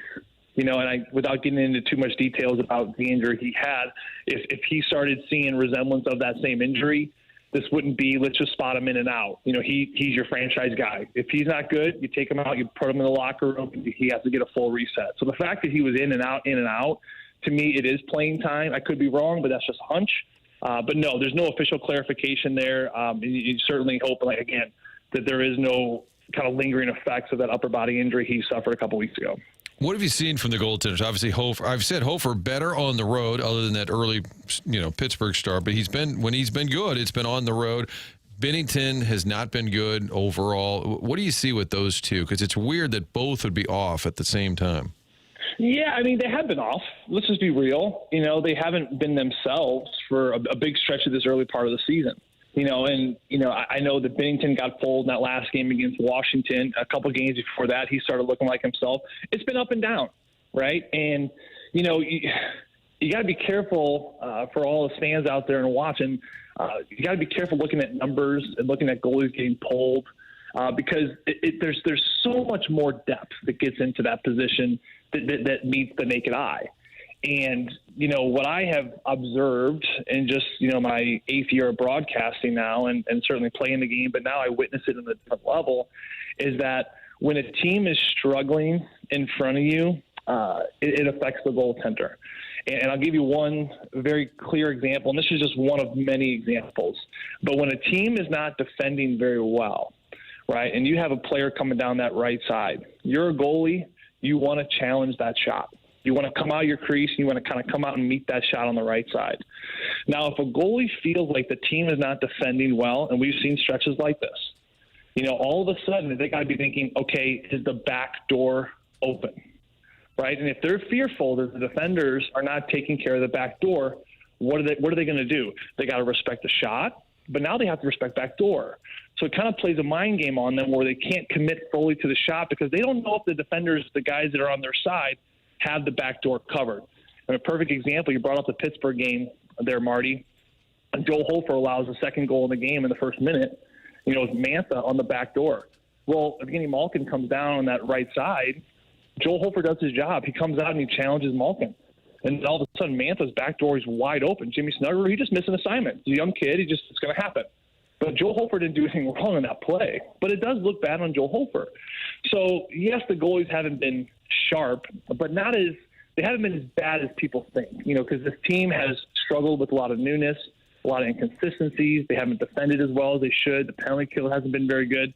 And now the goalies have to overcompensate, and they got to try to do so much. When the team is at their best, the goalies find themselves at their best too, where they know everyone around them is covered, and it really comes down to trust. I trust that the areas around me are covered, so when the shooter comes in, I can be on top of my crease, really cut down angles, and take on those shots. But you look at Hofer last night, that to me is what he looked like last year. That was the closest resemblance to what we saw last year, the way he played the puck confidently, moving it very well, making some big saves in that game. When that doggone Josh Doan on the power play is a 0-0 game in that first period, he has a backdoor tap in, and Hofer slides over, makes that glove save. And then about 2 minutes later, Matthew Joseph gets on the board with what ended up being the game-winning goal. It's little momentum swings like that, the timely save that we saw from Hofer last night, and you're hoping he can certainly build on it. Final question, and it's certainly a wide berth question, but I hope you know that I mean it from a point of sincerity, and I know you'll give me your honest thoughts on it. Is the team good? Yeah, it's a fair question, Tim. It's funny. It's like a kid asked me that the other day. Like, are the Blues any good? And I kinda was it one of your kids? Yeah. One of your 5 that you resent? Yeah, was this Shep again? No, he was fully eating ice cream. It is funny. My kids are actually anti-Blues fans. I know it's crazy, but whenever strange admission. Yeah, whenever the Blues win, they come home the next morning. I go, Dad, the Blues won last night. I go, yeah, they did. They're like, no. And then if they lose, they get all pumped up because they're kids. And hang with me here for a second. They don't see the game. They see when Dad's gone, right? So the more the Blues win, the more I'm away from the house, the more I'm working, the more deeper we're going in playoffs, and that's less dad they have. So they're obviously thinking a little selfishly here, but they're kids, so they correlate Blues winning with dad being gone more into the summer, which is more time away. So actually it's a very heartfelt thing, and we always kind of joke about it, but kids at school are pumped up throughout these playoff runs the Blues have been on, and our kids are devastated if they keep winning because they lose dad. But a kid at their school asked me that the other day, Tim, and it just kind of it stuck with me. I mean, you guys obviously are pros at what you do, and one thing I'm learning about, asking questions is sometimes it's just the simplest question. Sometimes it's like, can we dumb this down to ask a question like a kid would ask? And that to me is a very young but great question. Are the Blues any good? And I can take it in any direction. And again, I talked about this last week. I do believe they are, and I do believe something's coming. Is a move going to get made here at some point? Maybe. I think so. I think something probably needs to get shaken up a little bit. But they're close, and they're close enough, and they're good enough to finish this season where I think everyone kind of projected them, which is kind of towards the bottom of that kind of top three of the Central, right around that wild card, right where they were last year. I'm looking at a team that has played really good and really bad, right? But when it's good, it looks really good. And then when it's bad, you're looking at, okay, what's the most important thing? These problems are fixable. Like that is everything. You have to ask yourself that question. Can these problems be fixed within this room, right? And you look at analytics, you look at chances created, you look at how they should have more goals than they have. You look at a player like Pavel Buchnevich. I mean, he's fighting it right now, but he's getting looks. Right? But to me, that's a matter of one bounce going your way. I think Dylan Holloway is closer, right? This kid's going to be a superstar. He's dealing with that injury from last year that's still kind of get him. He's in and he's out a little bit. You just feel like they're on the cusp of something really, really great. And I think now with what I believe still is the best goaltending tandem, I think they're going to give you that save. I know the numbers don't speak about it, but it's not just about numbers. I was talking to Shane Doan last night, former teammate of mine. He's working for the Toronto Maple Leafs. He's a sucker for this goalie tandem too. He's like, they're just good. They're good, and they're going to figure it out. I just have a deep belief that this team is going to sort through it, and they're going to start to build upon something, and it's going to look really, really good. So, no, to answer your question, are they good? They are good. Are they good enough? I truly believe they are. There it is. Are they good? It was as simple as I could make it, and I got the answer I was looking for, Martin. What else can you do? We still got a lot of season to go. So you tell those little buggers of yours, we need some dubs. Don't worry about Daddy being gone. That's a playoff conversation. Right now, these games are on the schedule. Whether they win or lose, Dad's going to be there. So tell them to back the note. I'll tell him, Marty. I'm going to tell him Uncle Marty said so. It'll really scare him. Uncle Marty. Joey, always enjoy the conversation. Jackson switched it up with a remix of Florence and the Machine for you, hopefully getting you rolling balls early in the morning and ready for the Kraken tomorrow. Always enjoy the conversation, brother. Thanks so much. Hey, thank you guys as well. You guys have a great week, and always a pleasure talking to you. Thanks, Joey. You too. That's Joey Vitale, brought to you by Schaefer Door Company, here with us on TMA 101 ESPN. Your thoughts on what Joey Vitale had to say? 314-399-9646, Air Comfort Service text inbox. It's been brought to my attention that they're fighting. I think it was Just Don't Press Push or Justin's Beard or something like that. Oh, the bastard James Hahn. The YouTube chat neckbeards are fighting again. I'll have to go into the Michelob Ultra YouTube chat and see what the YouTube chat neckbeards are fighting about. We'll get to the bottom of that. We got Gabe DeArmond coming up at 8:45. Charlie Marlow, not Charlie Marlow AI, the real Charlie Marlow coming in. He can participate in SEC Pick'em. He's a ball knower. He'll pick for Doug. He He's loves that Ten. college ball. He does. Yeah. So we'll see. He'll be doing some Big Ten grooming when he gets into this room. Yes, he will. I don't think he has much to worry about this week. I think his squad's a 31.5-point favorite against Purdue. Yeah, right. I think they should be just fine. I doubt he's sweating it.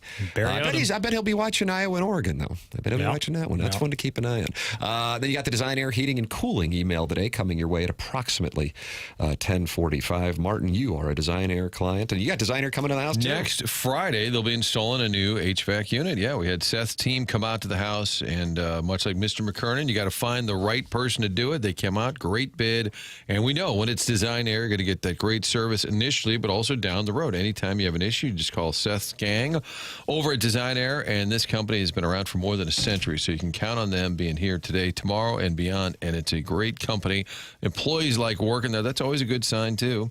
Employees are satisfied with the workplace, and they all come out and do a great job, which you will experience. A lot of folks have done that, given us their reviews. Looking forward to seeing. I don't know which handsome fellow will be there next Friday. What about the bold and daring Adam? I can't wait. Can't wait to see all these. Although I'll be on the air, maybe they can send me this is dangerous. I'll say, Kim, can you go out and see what handsome fella is there with the HVAC unit? It's a little weird. We'll try to I've seen a lot of movies where that happens. And then we recommend the calendar that they could put together at Design Air. You can have beers with Seth. What a great company, great family, family-owned business for over a century. It's designairservice.com. There it is. Email in the morning after at InsideSTL.com. This is TMA 101 ESPN.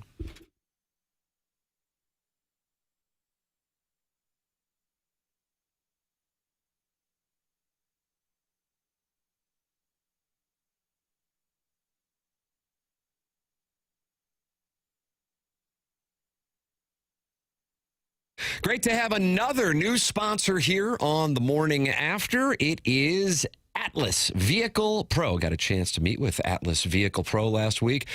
Big time TMA listener, and wonderful to have them on board. Has your car's warranty expired or about to expire? When cars break, it's always a surprise. Fixing cars is not something most people can do in their backyard anymore. Dealership labor rates average nearly $200 an hour.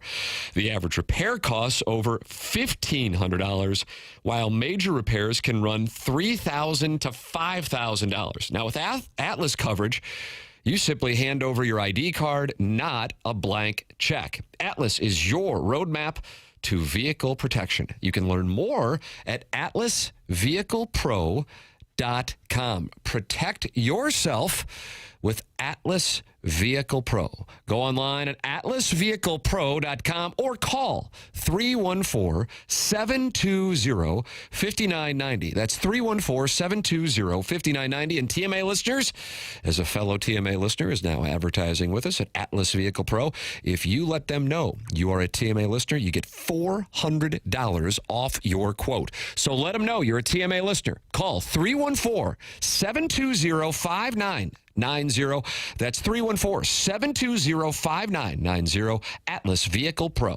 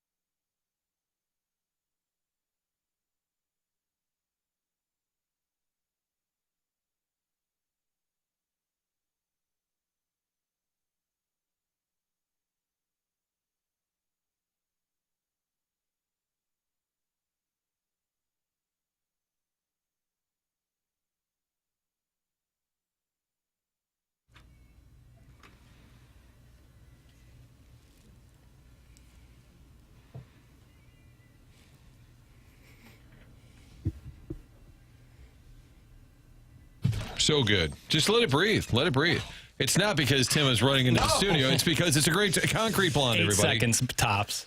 Concrete Blonde. It is Concrete Blonde, and is it Ann Wilson? This is from the album called, Tim, of course, Bloodletting. Martin, we're going back to the opening of the show. When you ask a question and you get an answer, it's just not the answer. Well, I'm not a human encyclopedia. I don't know. You mother. Well, that's part of the job. And then producer Joe has been texting me about the song Joey. He sent me a different version, but I don't think he was listening at the outset. I was going to say the comment about his idea referenced. for a segment. I want producer Joe. Can you, if you could, Joe, just real quick call in. Quick question for you. But yeah, that's Concrete Blonde. I don't know about the Ann Wilson. Are you saying that she was singing it, Tim? Yes. No, what's her name? Is like Johnny Neapolitan or something. Johnny Neapolitan is the name of the female singer? That's outstanding. Okay, I'm sorry. Jeanette Napolitano. Okay. Thank you. Distinct voice. That's a jam. Let Joey roll. And it's not Ann Wilson. I didn't know what you meant when you said Ann. There's a lot of references on the show that are sort of like out there. It was when the video came out, a lot of people, this was like, was it 1990, Martin? Jackson, was it 1990? We're talking about... What are we talking about? The song? Or Ann Wilson's peak? Yes. Joey came out, Tim, good question. 88-ish? Really? Maybe sooner. No, 1990. Yeah, of course it was. That it was Ann Wilson. And I was resetting. But I have to tell you, I don't recall Johnny Neapolitan. Jeanette like that? Napolitano. Jeanette Napolitano. Hey, Napolitano, what's going on with Joey? Well, you talk about the tournament. Yeah. And Missouri taking on SEMO tonight. Josh Schertz not happy with the Billikens last night. Now, they won by a lot. Scored 108 points. They have started 22-0 against Chicago State. Chicago State, I think, the fourth worst team in college basketball per Ken Palm. But after they got out to the 22-0 lead, Coach Schertz was not pleased with the way they played the rest of the game. Take a listen to friend of the program, Doug's replacement, Josh Schertz. We did some good things to get up 36. The last 7.5 minutes was not acceptable. It was bad basketball, selfish basketball. It was, just not what we're about. I thought we had a lot of guys out there. Last 7.5 minutes, stat chasing. And we were playing defense as an interlude to get the ball back and hunt offense. So outside the 22-0 run, it was an even game the rest of the 33 minutes. They scored 27 points we were up 96-59 with 7.5 minutes to play. They scored, 27 points the last 7 minutes. So, unacceptable defensively, unacceptable some possessions offensively, just with guys not playing the right way. So I will, I'll handle it. We'll handle it. And, we did, like I said, I don't want to lose sight of, we did some good things to be up 36 points. Ooh, you hear that little sound right there? That was crisp, really crisp. Yeah. Swish, swish. That was a Katy Perry song that was an attack on Taylor Swift. Start of the end. Start of the end, Martin. What does that mean? How many Katy Perry songs have you heard recently? Doug. Martin. Well, that was the start of the end, so she was brought at out the that top and about to come down. She brought out that backpack kid to do I was that about to bring him up. dumbass dance, and it all fell apart. The house of cards came crumbling. Now she's in space. She's in space. Was she launched into space? Literally. She launched into the sun by the text. Literally, she did the Blue Origin thing. Oh, okay. Sorry. But so it's interesting. They had the 22-0 lead, and then they won by 22 exactly. Yes. So they were even after that stat chasing. He was not happy. And I do have to say, 26 points in the last 7.5 minutes, that does stand out a little bit. I like that. I like the fact listen, making this crystal clear. I'm not saying this is Nick Saban here. But one of the things, you watch Nick Saban, they're up 49-0 on the sidelines, and he's going crazy. I like it. I mean, take advantage of an opportunity when you win a game to try to make sure that you point out, hey, you won by a lot, but I wasn't happy with the way you played. And when the time comes and more legitimate opponents come calling, you can't have that crap go on. So I like it. I'm all for it. God bless. We definitely have way more depth than last year, and it was. And he likes the team. Man. Yeah, it was disappointing last year because of the excitement of Robbie Avila. You still had Jimerson in his 12th year, and then you had Isaiah Swope, and it just, when they got injured, I think some guys left. You just didn't have enough players. So I would love for them to have a good year, be at the top of the A10 and make those games, especially when you get to VCU, Dayton. Those are, packed houses. Just get the little buzz going again like they had. I'll say Jimmy Cruz, but he inherited the Majerus buildup. So we'd love to see SLU get rolling. Mizzou's got SEMO tonight. Papers, will you be tuned into that? Yes. Okay. Where are you going to watch it? What cocktail lounge? What speakeasy? Yeah? I don't know. Gonna kind of have to figure that out because it's. You don't want to announce it to the crowd? Well, it's an ESPN Plus situation. Not every place has that. I mean, if it's like not on, I can still follow along, but I'd like to watch it. I'd like to watch every Missouri Tiger basketball Ritz Cigar game. Bar? You're a member, right? Ritz Cigar Bar. I'll be honest, I smoked a cigar once, and I didn't realize that you were supposed to kind of relax while smoking it. Well, what were you doing? Like cardio? I was really dragging on it, and oh boy! And I took a shower about 10 minutes later, and I got really lightheaded and threw up in the shower. Oh my God. This is a man's man. Text inbox is going to be spinning like a slot machine. Yeah, that was a younger Jackson. But where's D-Bear when we need him? Derek Doggett, he would do great. He designed TMA logos and shirts. Yeah, great graphic artist. Yeah. If he's listening or friends of D-Bear could let him know, I'm going to need a graphic of Jackson with a giant stogie in his mouth. Yeah, I wouldn't say it was a far cry from a Monte Cristo. It was not the nicest of cigars. Well, that might have been part of the issue. Yeah, and I smoked it way too fast, and I think it was nicotine poisoning. Mr. Siders was ready to go. Color me surprised. That's from Mr. Siders, who's been very critical of Jackson's 7-iron distance, but not anything there. Just says, color me surprised. You're not supposed to put the cigar that deep in your throat, Jackson. That's from Tim's Toothless Bottom Boy. Dumb. You know it's not dumb? The Colonel. He's going to join us, brought to you by James Carlton here in a matter of moments. And then the real-life Charlie Marlow in studio in the Mark Hanna Evergreen Wealth Strategies 9 o'clock hour. That is coming your way. I think it's well known that it's difficult to get to me with the security detail. But if you do want to see me without a microscope, 5-iron is probably where I'm going to be on Sunday. The forecast is dreadful, and I'm going to want a ball strike, and 5-iron in Clayton is where I'm going to go with all of the TrackMan simulators that they have and the restaurant and the bar. It is perfect. The ultimate indoor golf experience, whether you're a serious golfer or just looking for a great night out. You'll love playing iconic courses on TrackMan simulators, enjoying chef-inspired dining and relaxing in a vibrant bar setting. Host events, sharpen your skills, or simply have fun. 5-Iron Golf is your new go-to destination in Clayton. They have 200-plus world-class courses that include Pebble Beach, St. Andrews, and Bethpage Black. And then if you want to hang out and watch the NFL games, they're all there on the screen right there on your simulator for you to enjoy while you play those courses, or you just practice, or like what I do, I just hang out with my boys and hit shots. It's super fun, no dress code, just golf. It's 5-Iron Golf at 5irongolf.com. And with Veterans Day coming up as a thank you to all veterans, 5-Iron Golf is giving a discount of 10% off a simulator bay for veterans. Use the promo code VET60 for 5irongolf.com. 5-Iron Golf at 8015 Forsyth Boulevard.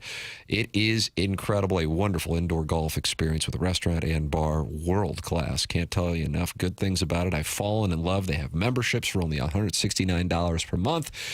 It's 5irongolf.com. Gabe DeArmond joining us next on Missouri A&M and the latest on the coaching search. He has more on that this morning. That's coming up next. Charlie Marlow in studio in the Mark Hanna 9 o'clock hour. This is TMA 101 ESPN.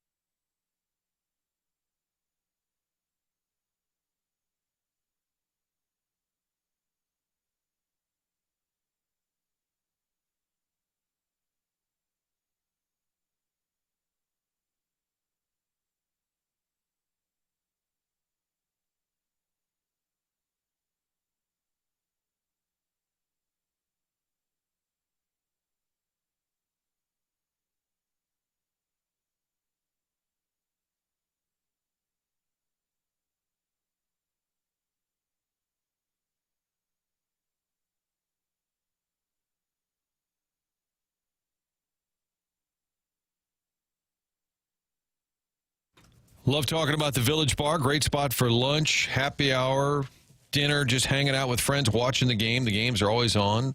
Two sides. Remember the Village Bar used to be that cozy little side to the right, then they expanded. Now you've got multiple TVs all over the place. Just a great hangout. And on top of that, they are the home to 1879 Distilling. That's the barn out back where they started making these premium small batch liquors, including Red Barn vodka, the 1879 rye, 1879 whiskey. It does make a difference when you order a drink. Make sure you're getting the premium brand that you prefer, like 1879. They've won awards throughout the region.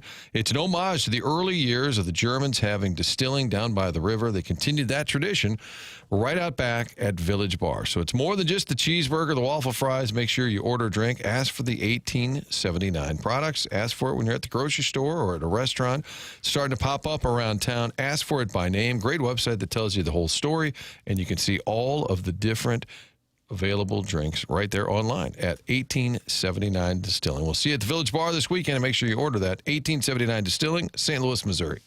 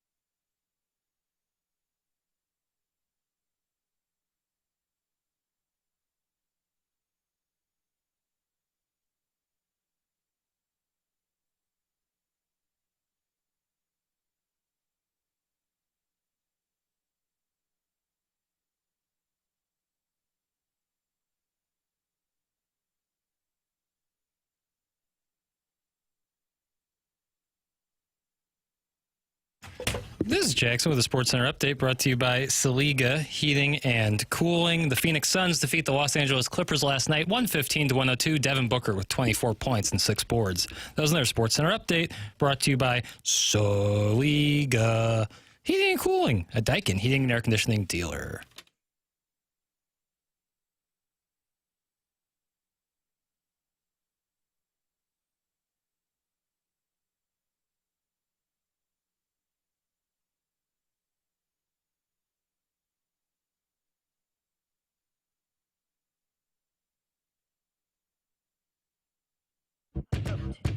There is this place which I live in, which is called service. It is called service. Surrey is where I live.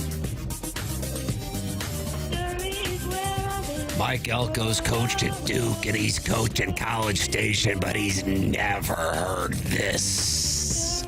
But at 2:30 p.m. tomorrow, it'll be all in his head. Martin, you're going to be there.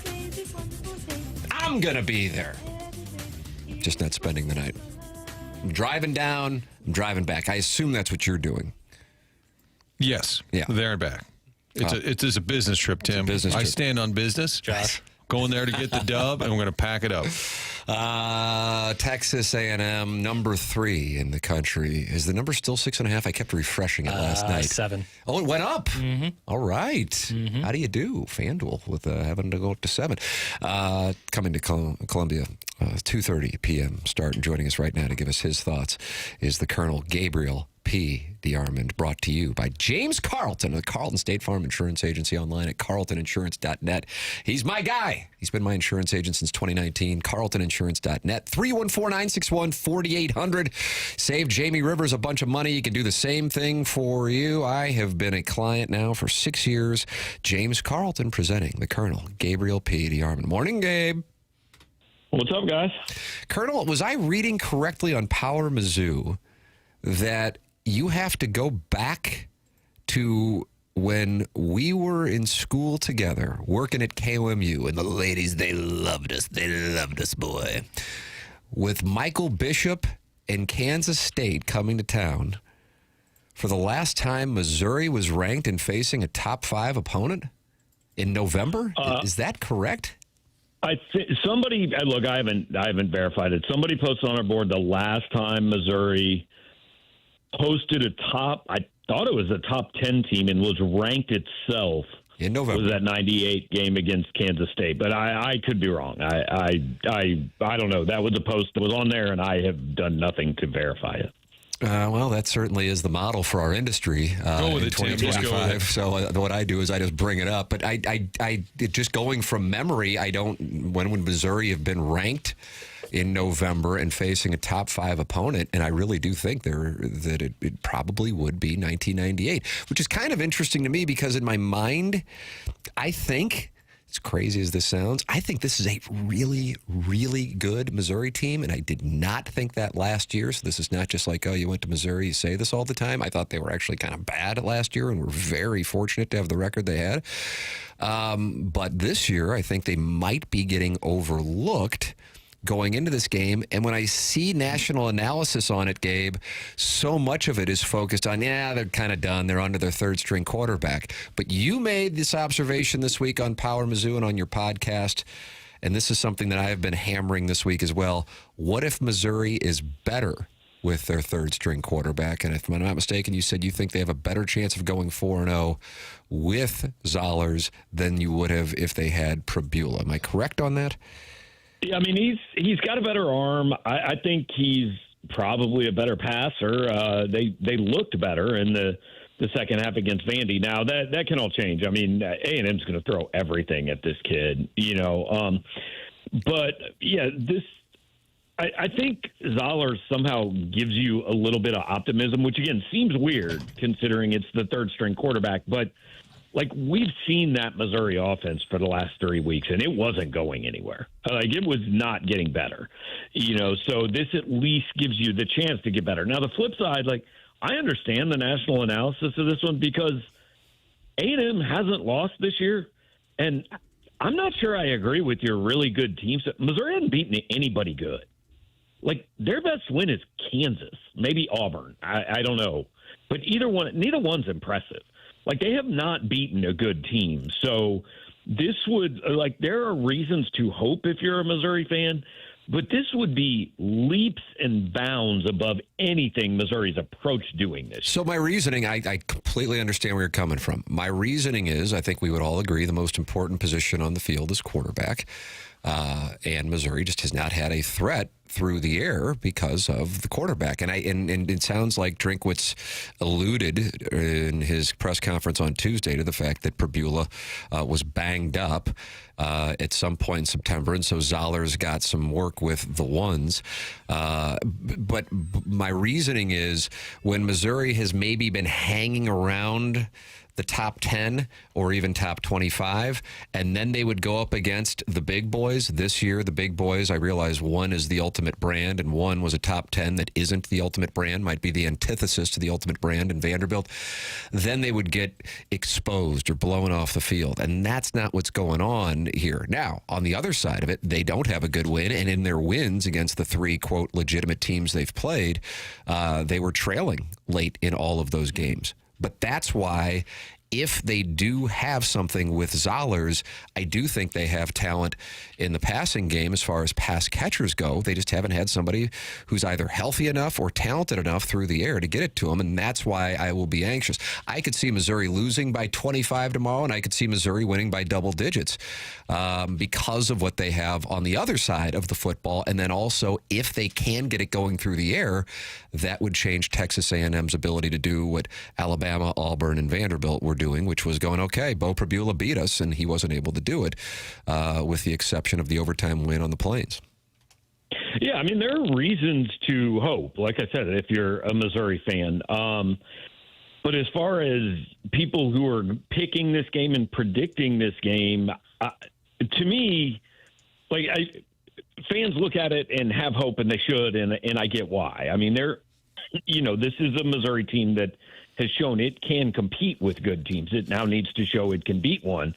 But if you're picking this game or predicting it, I think you have to go on what we've been shown so far. And what we've been shown so far is that Missouri hasn't gotten the job done against teams like this. I think Missouri has a very good defense. I need to see Missouri have a good offense because so far I really haven't seen it. Well, I'm all over the Tigers and the 7 points. So if anybody wants some action, I'm right here. Martin, you want some action? You're taking action directly? I am taking it directly. It's profit season with the Tam Avenue Capital Partners.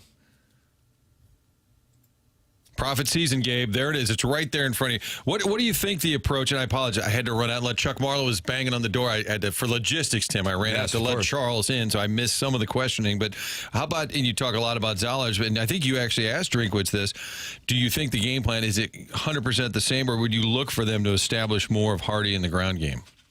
Yeah, I don't think it's the same, but I don't think you have to reduce the playbook because he has basically been preparing to play since at least August 28th when Sam Horn got hurt. So he's got the reps. I heard a lot of when they had the fumble with Jamal Roberts in the Vandy game, a lot of people said, well, he just hasn't had any reps with these guys. No, that's not true. He's had reps with these guys all year. He hadn't been down there running the scout team. He's been running the first and second team offense in practice. So I don't think you have to reduce the playbook, but you do have to change it. First of all, because Zollers is good at different things than Pribula is good at. Second, there can be zero designed quarterback runs.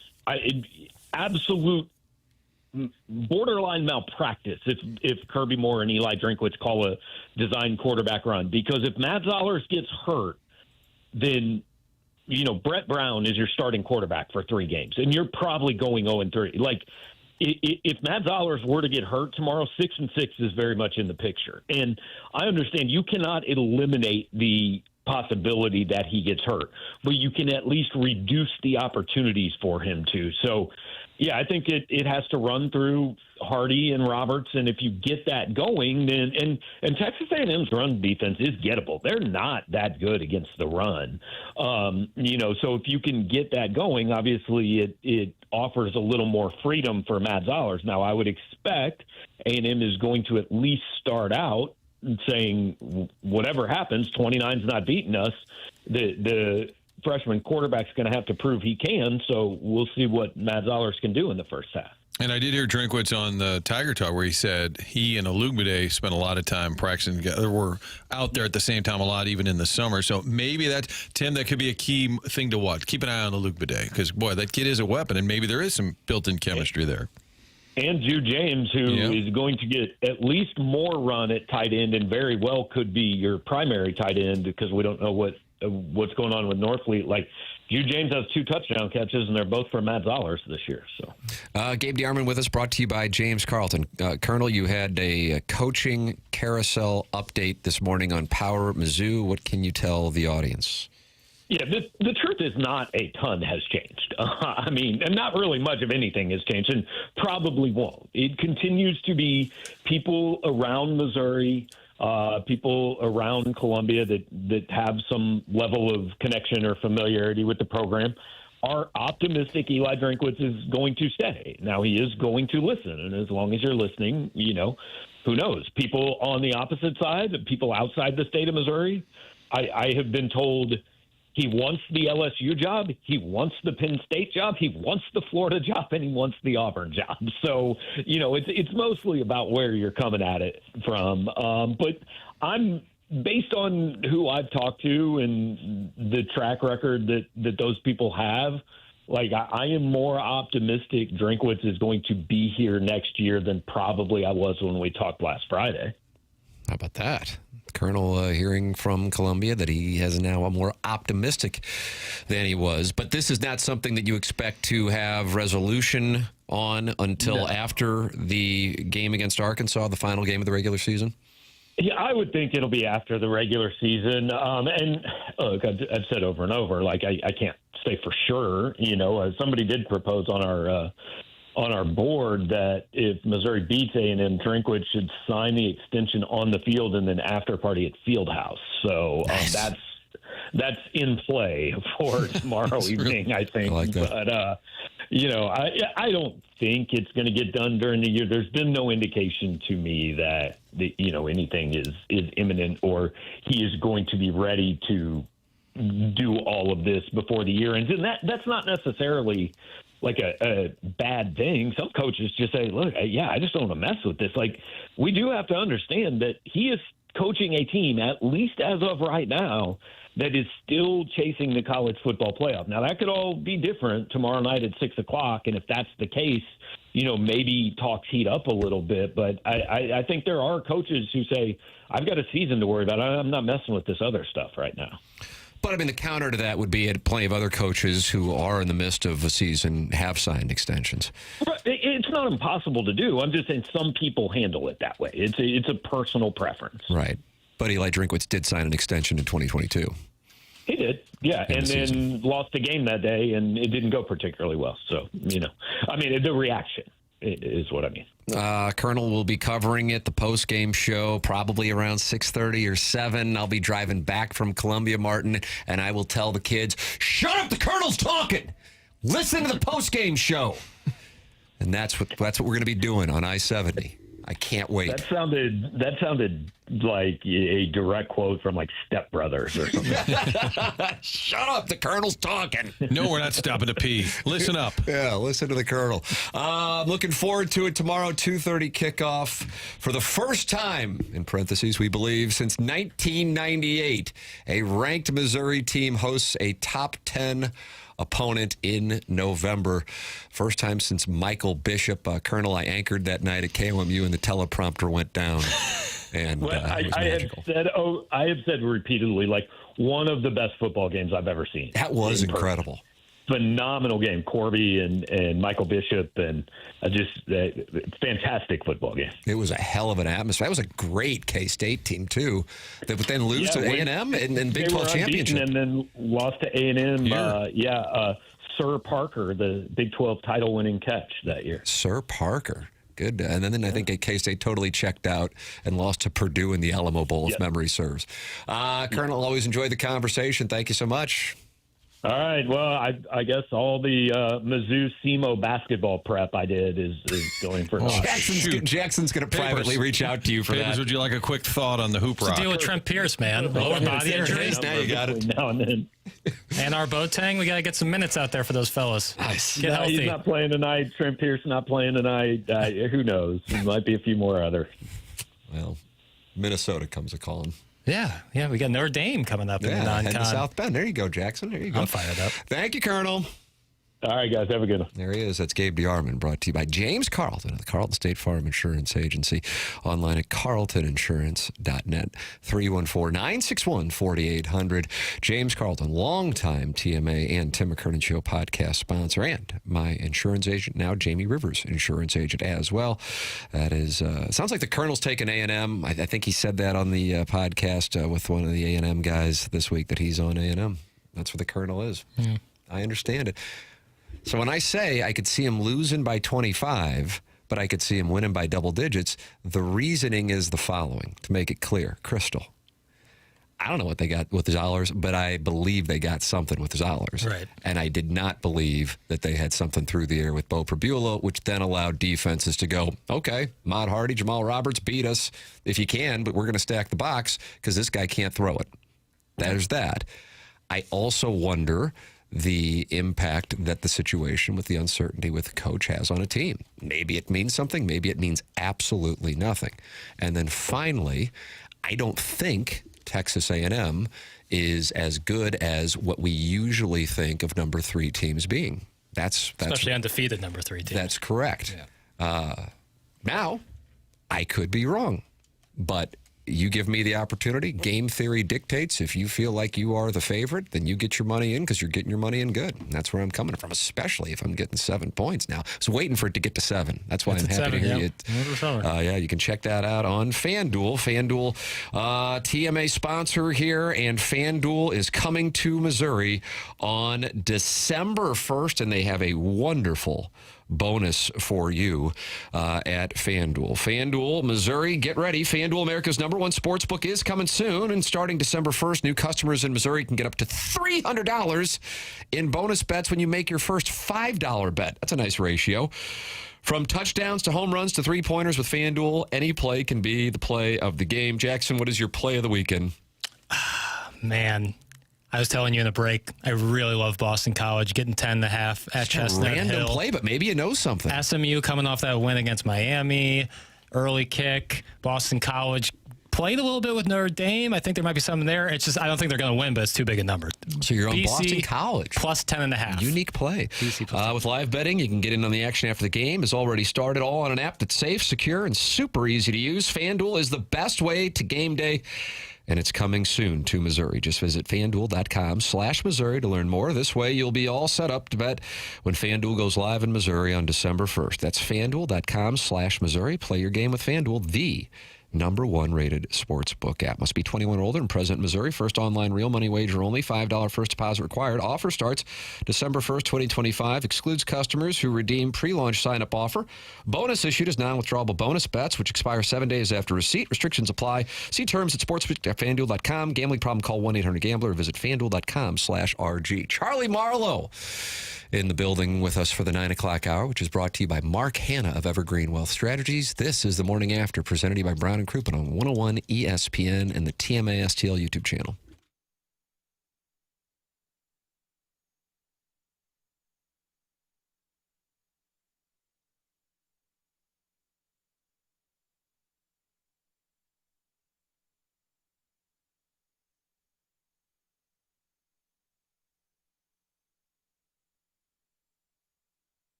And now less than 3 weeks until Thanksgiving. It is right around the corner. And I hate when people say, can you believe it? But I actually kind of feeling that way this year. Thanksgiving has snuck up on us rather quickly here. And Schnucks is doing something about the prices. Yes, grocery prices have gone up.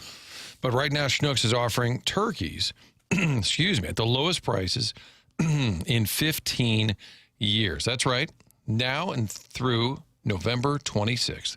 Frozen turkeys, just 57 cents per pound. That's the price it was back in 2010. So you can save big on the Thanksgiving centerpiece. Serve the whole family, no matter how many guests you have coming over. To get this deal, just make a $25 purchase, not including the price of the turkey. Limit one per customer. Pricing varies by store, but of course, you save that money on the turkey.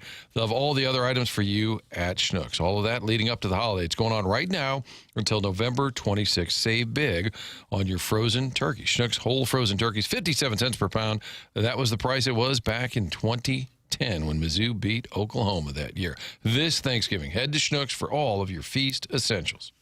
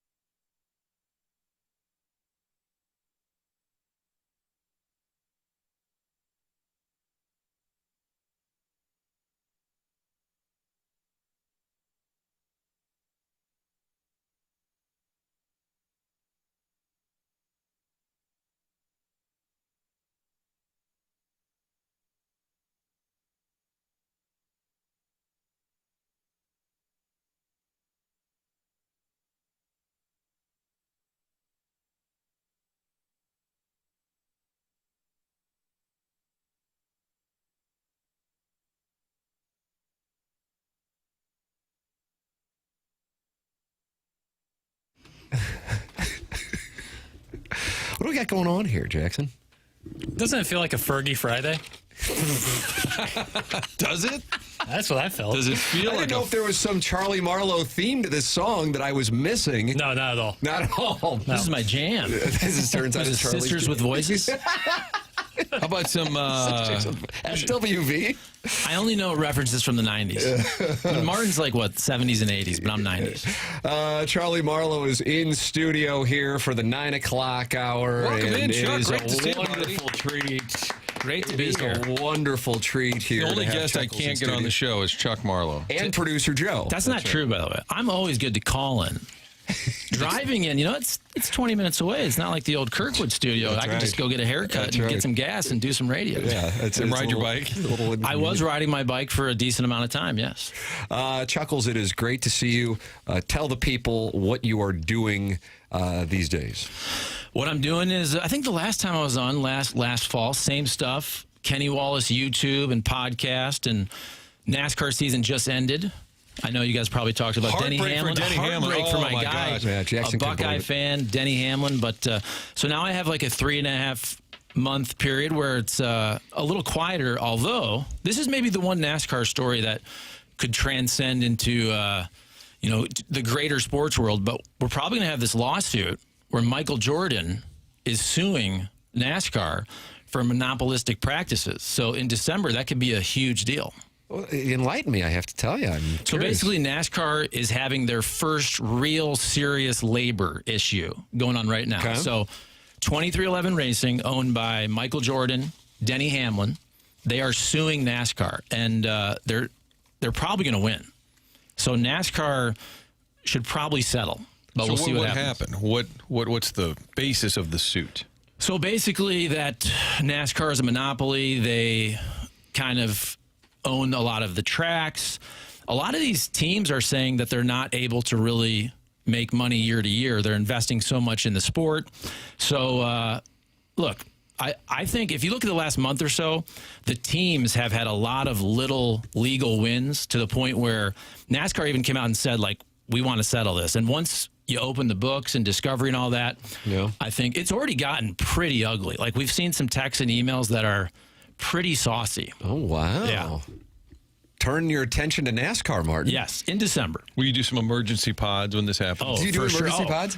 Dude, are you kidding me? We will monetize the living. That's why I want the trial. Especially December is the best time for Yeah, ads. absolutely. Oh, bring the trial. Best time for yes. ads. This guy. Oh, that Christmas season, better ad rates for sure. We should do this. live podcasts from outside the courthourhouse. Well, we have a guy. We have a guy who will cover it A for us. stringer? But yeah, he's actually works for motorsport.com. We have a nice little staff of freelancers. Are you the CEO? I would say co-owner with Kenny. Kenny's the talent. I kind of do all the behind the scenes, like, getting people to cover races and get us sound and get us podcasts and all that. Yeah. Did you ever think this was your path? If I told a young Chuckster in Peoria that you and Kenny Wallace would be YouTube powerhouses? Well, NASCAR specifically, because I didn't grow up a NASCAR fan, but I feel like also when you move around for TV and radio, you kind of have to adapt to whatever sport is big in that market. So when I started in the UP, I'm covering college hockey. Jackson, that sounds for Upper Peninsula. Upper Peninsula, up here. right? Yeah. Northern Michigan, Michigan Tech. You go to East Lansing, you cover Michigan State. You come here, you got the Rams, you got the Blues, you got the Cardinals. You kind of just got to have to adapt to your sports. So, and I like NASCAR, and I like the pace of NASCAR. I like a once a week sport. Oh, yeah. And you can watch the beginning for the national anthem. You can watch the first stage. You can watch the second. You come back for the last 20 laps. You can kind of do stuff while you're watching. This is right up your alley. Yeah. This is right up your alley. Chuckles, last time you were in here, it was fresh off of Ryan Day losing to Michigan, and the thought process was inevitably he was going to lose his job. And then the Buckeyes go on a tear. And now I feel like he is one of maybe a handful of coaches who knows he's not going to lose his job. It's amazing how quickly things have changed for your Buckeyes. What is your analysis of things in Columbus? Very happy about it. It was never anything personal with Ryan Day. But to be fair, and this is where Ohio State fans got a lot of crap for this. And if you really look, there was almost 4 full years. And I love Ryan Day, but he didn't really win a big game for almost 4 full seasons. I've looked this up. It's about 52 games. Didn't beat Michigan. Didn't win a college football playoff game. People were, in my opinion, Martin, the Cotton Bowl. Well, yeah, that was a big one, obviously. We can get into that because it really ruined their season the next year. They didn't do much. But look, he went from essentially losing all the big games. He lost to Michigan. He didn't make the college football playoff and win any of those games. To now he wins every big game. He wins every single one. No. He totally flipped the script, so people are happy. And that's all you got to do is just win a couple games. Like either beat Michigan about 50% of the time or win a national championship, and those are fair standards to me at Ohio State when you have top 5 rosters every single season. Can you tell, considering they really haven't, and this isn't a shot, I got nothing against Ohio State. If anything, I love a good dynasty. Can you tell if they are really good this year? No. Okay, good. I think that's a reasonable response because I mean, what's their second biggest win next to Texas? Washington's actually pretty good. Yeah. I watched that game. Ohio State has only played one competitive fourth quarter, really, and that was Texas. Yeah. The Washington game was pretty competitive through 3 quarters. They pulled away in the fourth. Illinois was never really competitive, and if you watched the other day, last Saturday, that was competitive for a half. Ohio State boat raced them in the third quarter, and it wasn't even a game in the fourth. So, yeah, the schedule's pretty light if you're being fair. Now, last year, they played Oregon regular season. They played Indiana regular season. They played Penn State when Penn State was pretty good regular season. Oh, yeah, Penn State was in the Big Ten championship. Yeah, not good this year. A play away from the college, a play away from a rematch with your boys. Yeah. How good do you think Indiana is? Are you buying it? I am now. I always thought Indiana was a paper tiger. But if you go to Oregon, is there a better win this season than at Oregon? 10-point win. What would the second best win be? A&M at Notre Dame? Bama, Georgia. I guess it could be. I'm really not sold on Georgia, but I guess it could be. Weirdly, Florida State beating Bama. Yeah, it's a nice play.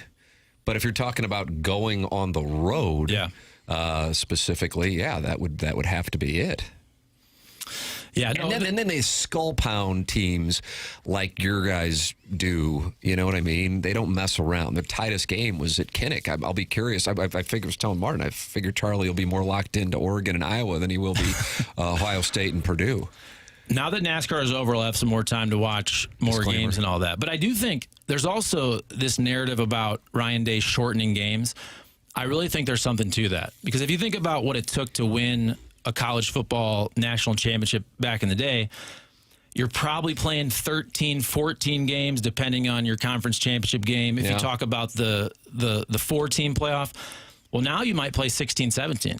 So I read a stat the other day that Ohio State may play something like 150 or 200 fewer plays than another team. So you think about how that keeps your guys fresh and free from injury. You're making reference to, which I get, but I'm sure some people might be wondering, we're talking about how they really slow the game down, but they don't have a need to mess around with it. Now, I know you got your thing with the SEC, which provides great entertainment on the Twitter tweets.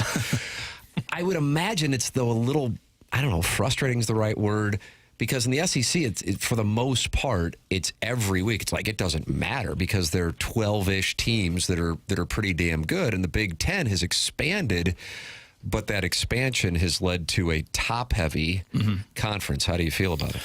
Yeah, I was having this debate at the Mizzou watch party with my buddies for that Vandy game. And I said this, and apparently Barstool had also talked about this, so I'm not stealing their content. But the argument was basically, what's more interesting, being an Ohio State fan or being, let's say, a Mizzou fan? Now, obviously, Ohio State wins more national championships. But for me, as I'm not a diehard anymore, so I look at the Ohio State schedule each year, and there's usually only about 4 or 5 games. I'm like, I'm going to watch that game. And this year it was Texas.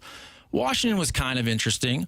Wisconsin, you thought might be interesting. It wasn't. Even Penn State, on paper, you thought would be great.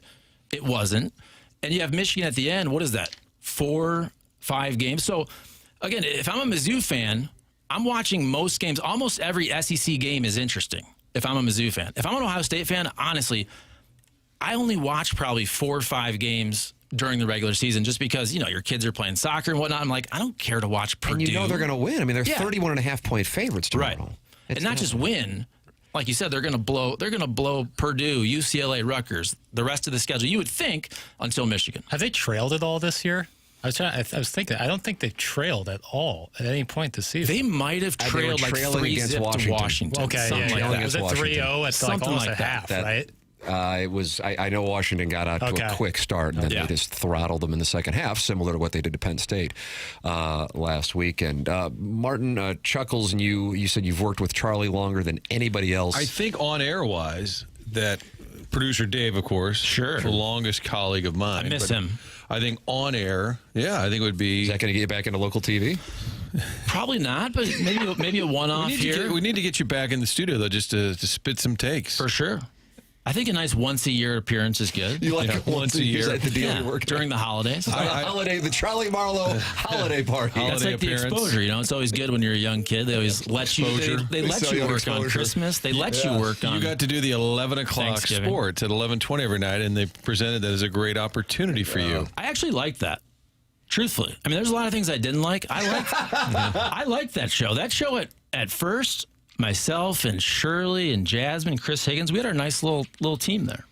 It was the show of record, I believe you called it. Yeah, but also once you do your 8th sportscast of the night and they're all kind of the same, it gets to be a little redundant. Do you remember saying to Rich Gould, and I don't remember the year, but you turned to him in the sports office. I said this the other day, and you said, I wouldn't mind getting fired right now. Rich, what about you? Wouldn't you mind getting fired? Said, no, Charlie, I'm not looking to get fired. It does not sound good to me. And I forget the context. Do you remember saying that? It sounds like something I would say. Yes. I don't remember specifically saying that, but I think sometimes you get to a point where you're like, it wouldn't be the worst thing. I mean, early on, you certainly... I believe you were single at the time. Okay, yeah. I mean, early on, you don't want to get fired, but after a while, you're kind of like, I'd be all right. Take a little break.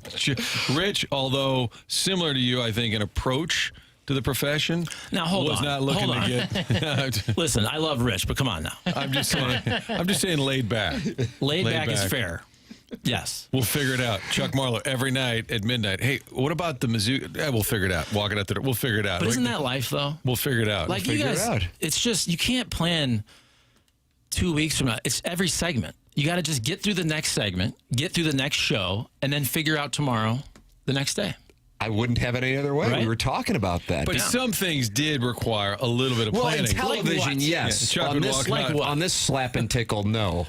Hey, do you want to go to the Mizzou game Saturday, or should Maurice go? I don't know, dude. We'll figure it out. Well, the game's tomorrow. Can we decide right? Can we just decide right now? I miss Mo too. I heard he had a knee replacement. Yeah.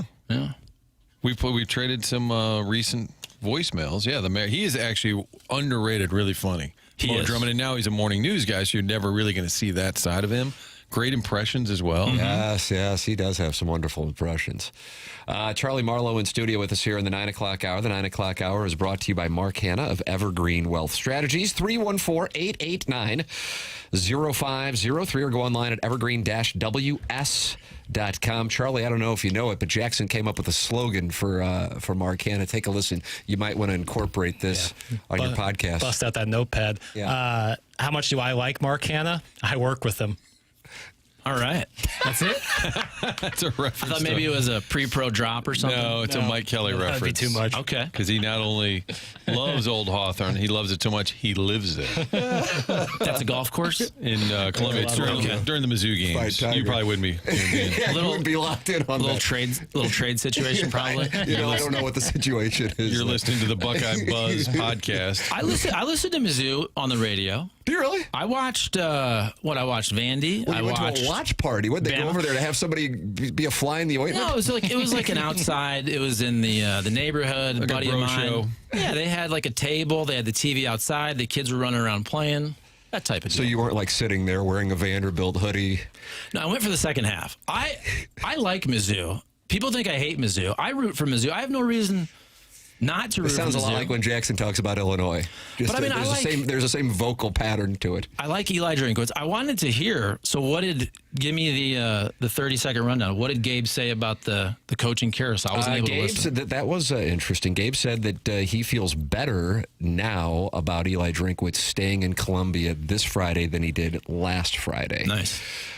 So depending on where you are on that, and I think about, I don't know, what do you think, Jackson? 80% of Missouri fans would like him to stay? Yeah, 75 to 80. Okay. Yeah. The Penn State, who do you think goes to Penn State? So I have no clue, first of all. I will say this, and I changed my mind on this, because I was thinking about the tiers of the coaching jobs. And I think even if you put LSU, Florida, Penn State in the top tier, for me, it would be really hard, unless, like you're saying, Ryan Day, you said earlier, it would be hard for me to pass on LSU. I'm not saying that Eli is a candidate there. Florida, I'd probably leave for Florida. I kind of thought initially Penn State, but then if you think about it, is Penn State a great program? Is it a blue blood type, or is it a school that Joe Paterno made a great job for 30 years? Because if you look at their tradition, they don't have like an Ohio State tradition before Joe Pa or after. You know, I kind of look at them like Clemson a little bit. Clemson won a natty, in like 1980? But to me, Dabo made Clemson a great job. Clemson, to me, is not that destination job, but Dabo made it one. Mm-hmm. I follow you on that. So if I'm Eli, I would probably leave for Florida. I think you could make a case that, is Penn State enough of a jump from Mizzou? I don't know. Wow. I mean, I don't know. What do you fans think? would love hearing that. Well, do you think, I mean, can you go to Penn State immediately and have a chance to win a national championship like you could at LSU? So here's I don't think what so. I think the difference would be for whomever it is. It doesn't matter who gets that job. Here's Penn State's schedule next year. Marshall, Temple, Buffalo, as in the Bulls, Maryland, at Michigan, Northwestern, Minnesota, Purdue, Rutgers, USC, Wisconsin, and Washington. And then you go through Missouri, and they have to travel to Georgia. They have to travel to Ole Miss. They host Texas. They host A&M. They host Florida. I feel like I'm leaving out another big one. You got it there? At Ole Miss. At Georgia, at Kansas. I mean, I'm not saying Kansas, but I mean, it's at Kansas, whatever. Yeah, Texas at home. And you're dealing with however many programs who all have their eyes on the college football playoff, whereas at Penn State, how many in the Big Ten realistically next year? I mean, hey, Indiana came out of nowhere, so it can be done. Don't get me wrong. But I wonder about that. And then also if Penn State's going to commit a certain amount of money that Missouri wouldn't. And I don't know that to be the case, but just for the purpose of the conversation, that would be it. So, and I can't remember exactly, but I remember reading that one of the reasons James Franklin was fired, not just the bad start this year, but some of the boosters were basically saying, look, yes, they got to the college football playoff Final Four last year, but look at their route to get there. And what was it? Was it SMU and Boise? I can't remember. It was SMU and Boise State. Okay, so think about that. They had the easiest route ever. It's easy to say, yes, Penn State got to the Final Four, but Ohio State had to play Tennessee and Oregon to get there.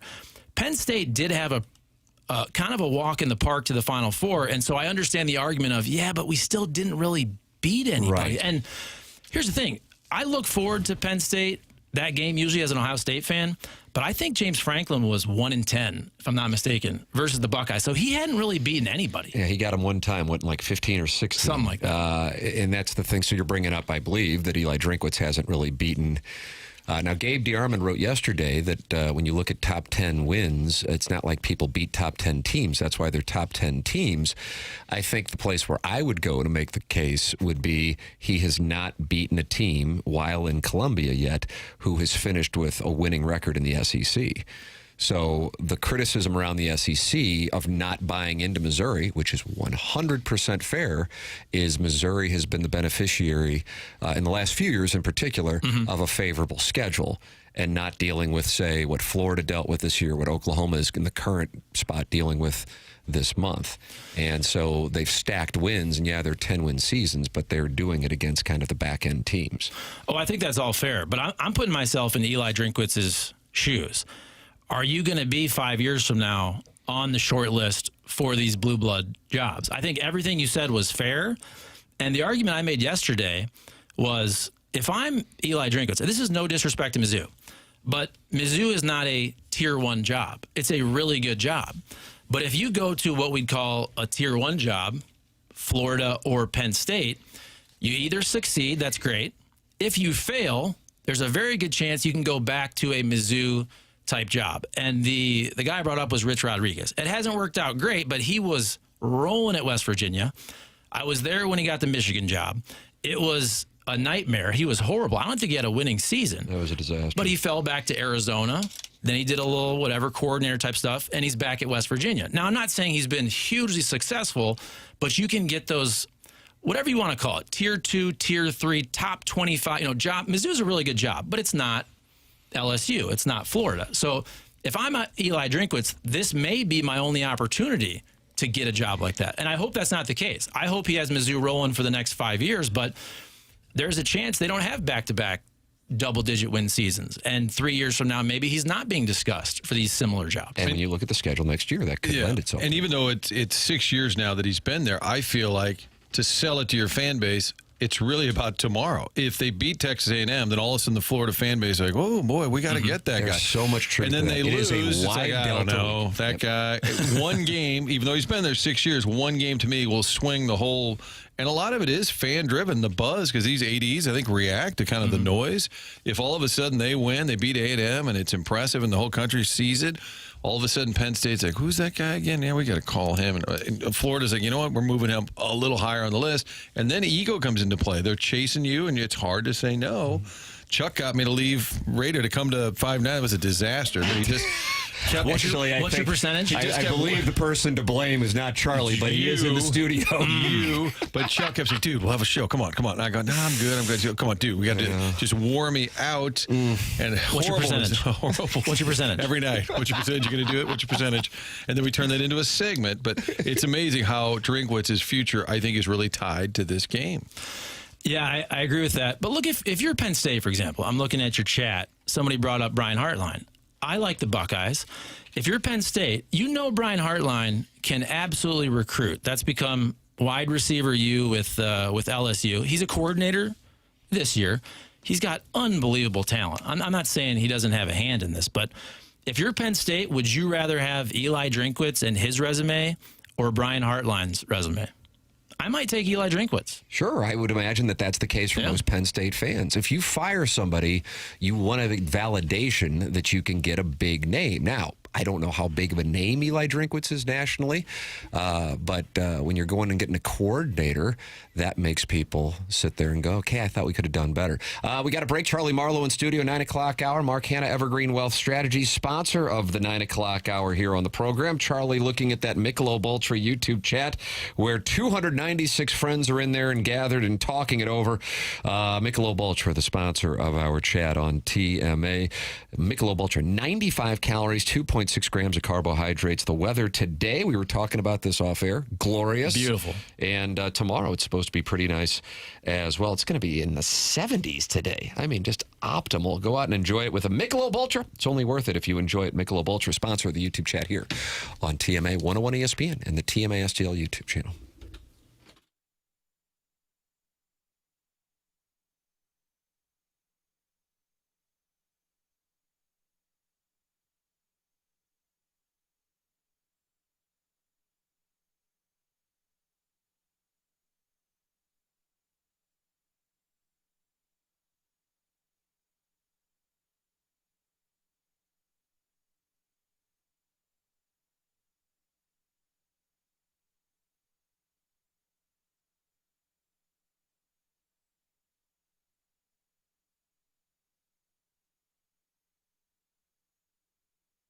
For your next vehicle, there's a website to go to. It's autoloanpro.com. And it doesn't matter what your situation is, what your circumstances are. Auto Loan Pro is going to help you get into that vehicle with little to no money down, also get you the best rates possible. They're able to do that because they work with over 50 different lenders. Anyone can sell you a car, but it takes a pro to do it right. Making that large purchase get a little complicated, especially if you've had a hiccup. Auto Loan Pro will take care of you.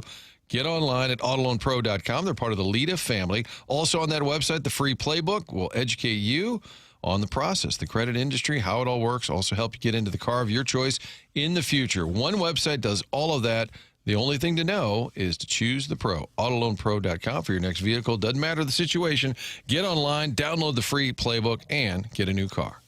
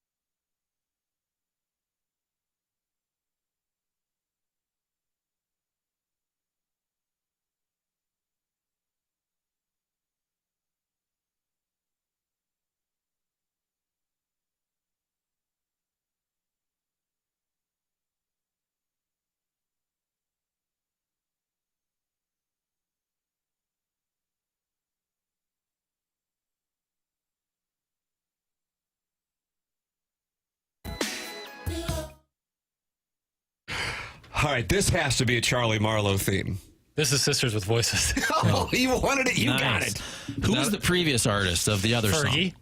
Oh, that was Fergie. Fergie Okay. Friday. Clumsy. Fergie Fridays. So Fergie used to be married to the one actor, and now Josh Duhamel. Okay. And now she's single. That's correct. I guess. Is she my age? Is she 43? Ooh, Is let's take she a guess. 50? Is she? I'm going to go over on 43. I'm going to go feel real good. If you set that number at 43, I'll bet your bankroll. Yeah, I'm betting. Yeah, it's over. That it's over. Yeah. It is. 48. 47. She might even have a 5 in front of it.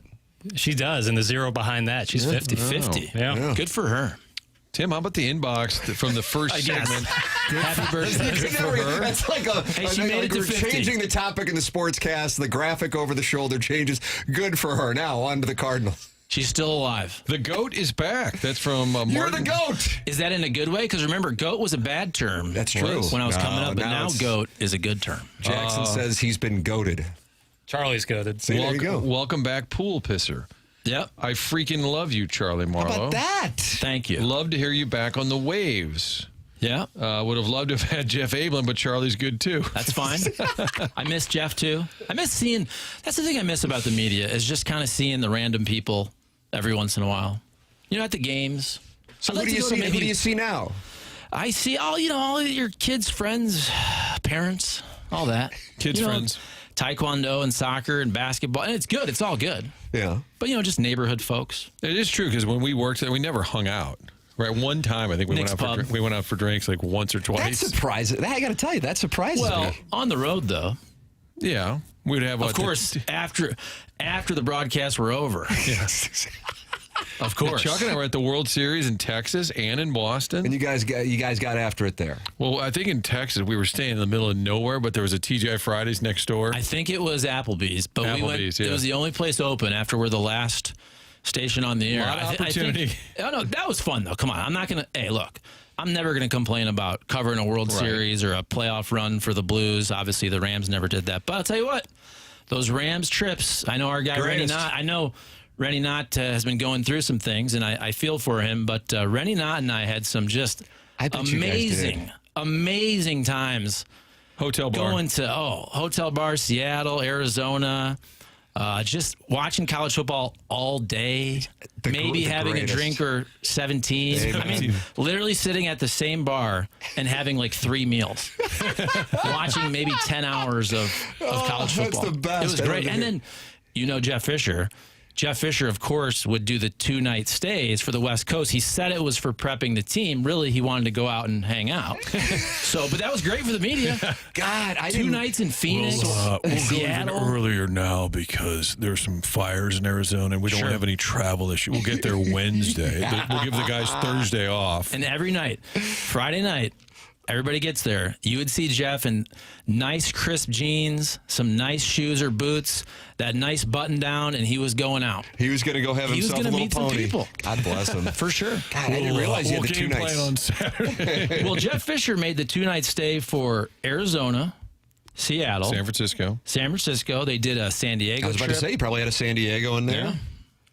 Yep. It was Oaktown. Rennie Knott and I, we really bonded. I was single for a lot of that, so it was a fun time. I saw Rennie in here. Not that it's not great to be married, too. I mean, that's great, too. Exactly. Of course. Saw Rennie in here. You and Rennie did a program. I always say, and I know I've told you this, but for the purpose of on the air, when we were at 920, one of our many stops along the way. I mean, these are big-time stops. I hope they don't come off as a humble brag. But the show that you did, and it was a brief run, but with you, Strauss, and Burwell, may they rest in peace. Yeah. I thought that was a show that could have run for as long as everybody wanted to do it. That was a good show. That was a fun show. Was it Middle Relief? That was you and Rennie. Middle Relief was you and Rennie? I think Middle Relief was Rennie and I, and then Rennie also had. That's when he started having health problems because it was that. I remember it was that 2013 SEC championship game where I was out there, Rennie was out there, and I think he had to maybe get help walking. He had a big heart issue around that time. Yeah, blood clots, I thought. Yeah, and he had to have a whole procedure. But yeah, you guys were doing a show together. Yeah. You and Burwell and Strauss, they called you Flip because you were Phil Pressey handing out the ball. But that was not a compliment. Even though Strauss giving you a nickname, that's not a compliment. That was 19 assists in one game. Believe me, pretty good. Don't go after Missouri basketball with this guy here. Jackson, Yes, I would love to take it as a compliment. Okay, it wasn't. I'm just telling you. That was when Flip would throw the ball in the stands. Some errant passes. That's when I would be called Flip. I'm just telling you. We had some issues. I remember, like right away, this was early on. Like I kept pressing the phone for the guest, and like 5 straight times. It's funny the first time. And then the 4th, 5th time, I'm actually pissed. Yeah. They're still laughing. Right. I'm like, no, this isn't funny anymore. Can I get the guest? It's only going to make them laugh harder. Right, exactly. It happens 3-4 times a month for me. I was about to say, Jackson experiences this regularly. That's where Flip started. Dude, when the phone doesn't, when the guest drops on the phone because their connection sucks, you as the guy who's taking the phone call just have to wear it so much. And then the guest comes back on, they're like, what's your producer doing? I was like, no, it's because you're in the middle of nowhere trying to make a call here. There were so many bad sports radio moments, especially on the AM side. We'd have some issues, and Slate would have Costas on a lot.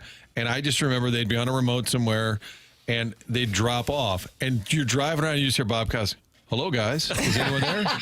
Are we still on? He's literally talking. You have Bob Costas talking to himself because the remote at, Billy's Beer Barn, dropped, and he's just talking out loud broadcast. Well, speaking of technology, my job now is I have walked the greatest NASCAR drivers and owners and crew chiefs through their technology. I'm talking to whoever it is, Darrell Waltrip, Rusty Wallace, maybe a wife, maybe a daughter. Hey, can we get the StreamYard? Hey, can you get a mic? Can we unmute yourself? So I'm talking to the greatest NASCAR drivers ever, and I'm walking them through their, downloading Chrome on their laptops. Who's the biggest NASCAR name in your phone? Ooh, good question. In my phone, well, this is topical. Mark Martin was just with Kenny the other day. That was Wednesday. We did 2 hours of content. So we're releasing it in 6 videos. So Mark Martin's up there. Yeah. Is he a NASCAR Hall of Famer? Probably. Now, his deal is he never won a championship, but he's one of the greatest drivers. Like Denny Hamlin. Denny Hamlin to never win a championship. And Mark Martin speaks for the fans. He's the voice of the fans. Again, I don't need to get all the way into NASCAR, but NASCAR's really in a very interesting time because their whole sport, everything about their sport, the lawsuit, the raceability of the car, and their playoff format are all being really questioned by the fans to the point where they're probably going to change all of it. So that's all I'll say.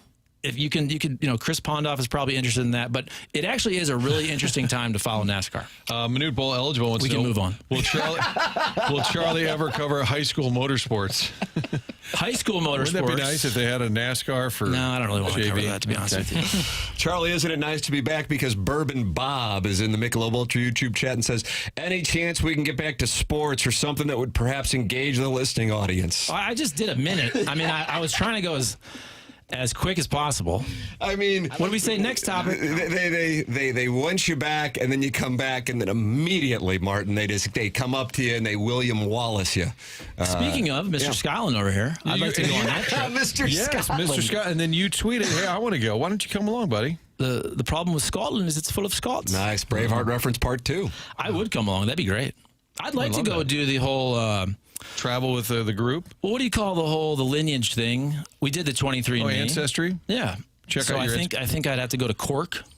Oh, County Cork? More Irish than Yeah, God bless. We'll have a talk about the troubles. Well, bring them on. Bring Chuck along. Come on with us. That'd be fun. The Air Comfort Service text inbox was thrilled to have you back, though. It's great to see everybody. Yeah, the people are thrilled to have you. Right away, they all say, Kevin Demoff, professional liar. Their greatest moment in local TV history, according to the text line. It might be. How do you feel about owning that? It was just an accident. You know what's funny? It's not even that funny. The least sincere apology on the air, by the way. Yeah, that was great. I won't say exactly, and I shouldn't even incriminate anyone that might be in the studio, but every once in a while, I would make a funny, we call it a graphic, and I obviously wouldn't air it. But I would do it just for somebody in the office to look at. And it would be sometimes, again, nobody sitting in this room. Right. But it might be really inappropriate, as guys sometimes do, maybe in a group text. That's right. But it never aired. So I would do stuff like that, and that could probably really get you in trouble because there's probably a file that lives there, even if it never airs. But I think I did something else a couple times purely for Morning After listeners, like an inside joke. And maybe one or two people on Twitter might have got it. And that one I was just trying to be funny, and it just blew up because of Twitter, basically. Like nobody obviously cared. Like I don't think anybody on the TV called in. It was just, it went viral on Twitter. I might have been the one responsible for that. It's fine. It's all good.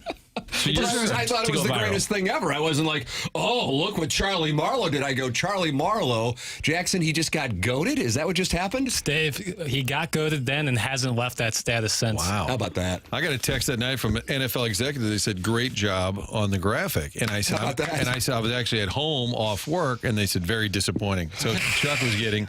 I thought it was Rich Cool. I started getting people texting me at home. I just assumed it was something Rich would do. But what you're saying is for fun, like you'd have a graphic, we would type it in to Jeff Fisher, and underneath it said, likes to leave on Wednesdays. Sure. Or something way worse than that, but yes. Never beats the Niners. Or what, just kind of cheeky. And then, I would say, yeah, beyond cheeky, but yes, it's for fun. It's like it's your guys' group text. Like you have fun, you joke around. It was never going to air. by the way, Chuck, the texter says that Lydia Moss Bradley will be getting pardoned by Trump later today. Is that correct? Hopefully, yes, I've heard that. He's very concerned about pardoning late 19th century founders of farm schools. We'll get to the economy later. Sure. Let's start with Lydia Moss. Chuck, still my pin. That's my pin tweet. GOAT. Nice. How about that? I got to check that out. Whenever that date comes around, when would that have been? January. Is it January? Yeah. You're talking about the vote that sent him to L.A.? No, the day of the professional ire. He was in L.A. addressing L.A. It would probably been January, right? It was probably a couple days after. Whenever that date comes by.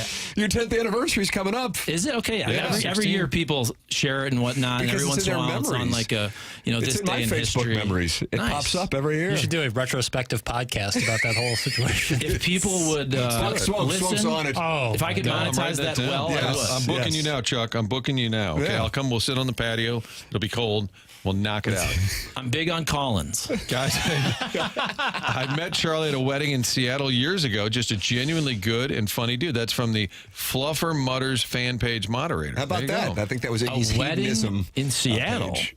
They Has met to you- be Maggie, my wife's friend. It'd have to be. Okay. I hope that's I'm her in the name. I news, forgot. sweetheart. We have a Big Al lot of says he's on drops, by hold. the way. Big Al wants to talk it over. Oh, He's nice. on the Callier and Thompson phone lines. Good morning, Big Al.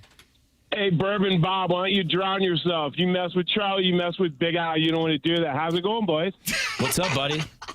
Not much. Hey, Charlie, I want to thank you for all your support of me and Chuck.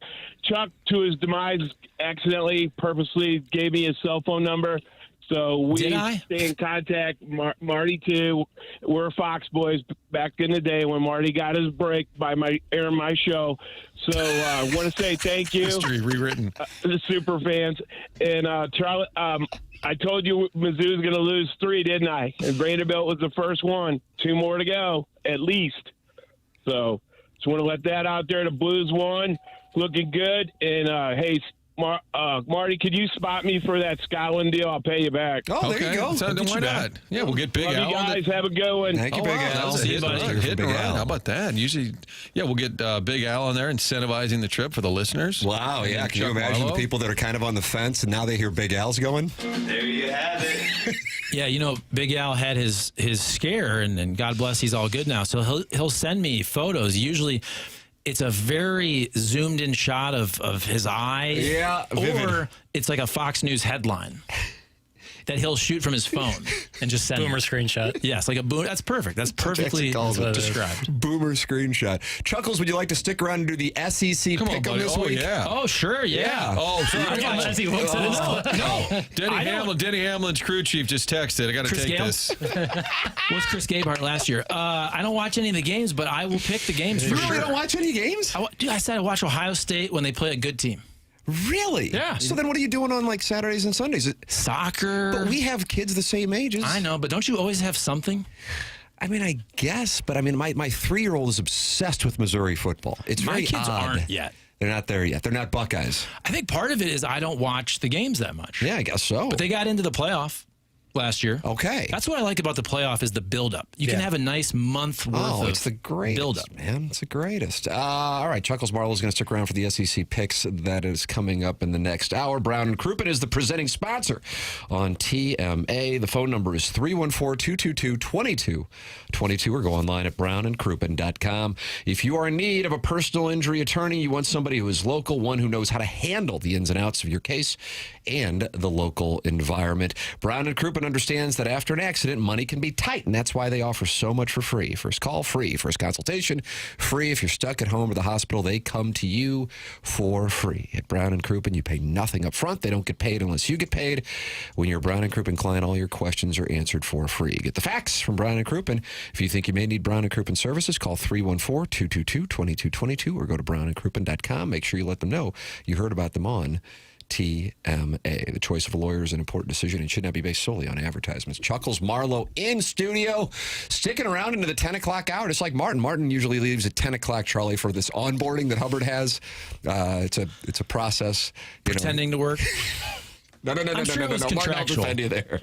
Had stuff to tend to, like you. You know, it happens. doubt. All right. I Chuck's here. posted. Hey, I uploaded my videos before I got here, so I got There you time. go. He's ready Chuck's to go. here, I stay. Yeah, there you go. That's the way that it Deal. works. Email in the Design Air Heating and Cooling email today, coming your way at 10:50. We still have the drops of the week, and now the SEC picks coming up next. This is the Morning After, presented by Brown and Crouppen on 101 ESPN and the TMA STL YouTube channel.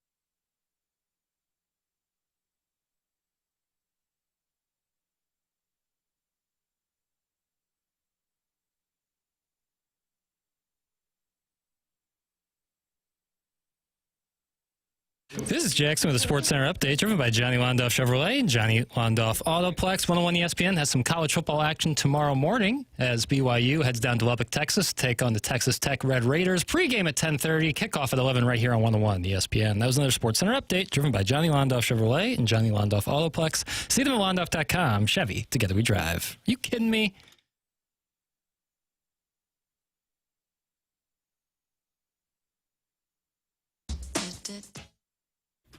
Oh, Charlie, you love this.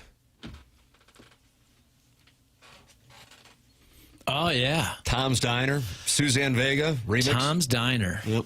Great song. Jackson's just playing all your requests. I like this. I know Charlie likes this one. Was this late 80s or early 90s? Well, the original was in 84. Okay. And then this is the remix with DNA. With DMA. DN. DNA. N is in Nancy. Yeah, in 1990. Doug, Nancy, and Anna. That's correct. That's Where's actually Doug, by the way? Greg Vaughn, his youngest son's getting married tomorrow. Oh, congrats. How about that? Where's that? Is that around here? In St. Louis, yeah. Congratulations, Doug. Yeah, so he is And Greg. today and Monday. Charlie Marlow in studio here. We were joined by Gabe DeArmond and Joey Vitale earlier in the program. Miss anything podcasted via the Schaefer Door Company podcast. Schaefer Door online at SCHAEFER Door.com. That's Jason Gosrow, longtime TMA sponsor, and we're grateful for his support. Support the sponsors. That's the name of the game. Any garage door issues, make sure you go to SchaeferDoor.com. They set up a number specifically for TMA listeners to call or text. That number is 636-782-3608. That's going to get the quickest response time. You hear that garage door chain snap, and the next thing you know, you are stuck.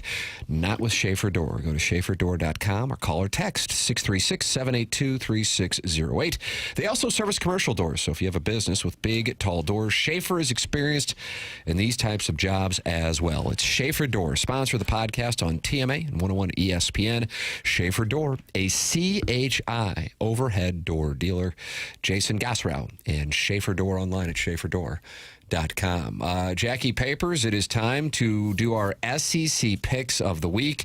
We have Big Ten representation in here this week with Chuckles Marlow, and this is what it's all about. This is how you determine the strength of a man, how he picks games. Sure. So we're not men because based on our results. No, it Who's winning? I went 6-2 2 weeks ago, but then bounced back with a bad week and went. I guess it was 3-2. I didn't realize Texas was given 3 last week. I thought I went 4-2. So we pushed on that. I got standings. Tim is 11-8-2. Martin is 5-8-1. Because he missed last week. Doug is 9-10-2, and I am also 9-10-2. Okay. So nobody's doing That's against well. the number, though. Well, Tim's above 500. Yeah, he's covering the juice, but we'll get there. Okay. We'll get there, Martin. Stick to the process. Yeah, trust the process. And who's playing? And who's you got to have a gambling sponsor, right? FanDuel. You better okay, I was going to say before I figured that was it. FanDuel, you better believe it. So that's where these numbers come from. Ladies and gentlemen, it's our pleasure to present to you Little Jackie Papers and the Commodores, not the Vanderbilt ones, from Night Shift. All Jackson, right. Go ahead. Let's get the ball rolling here. Georgia heads down to Starkville to take on Mississippi State. Georgia is a 9.5-point favorite on the road. Tim, where are you at? I love Jeff Lebby because all he does is cover spreads. He might even get a win straight up this weekend. Chuckles, I'm going with the Bulldogs of Mississippi State, not Georgia. Plus 9.5. I saw this stuff. Is Brandon Walker going to be there?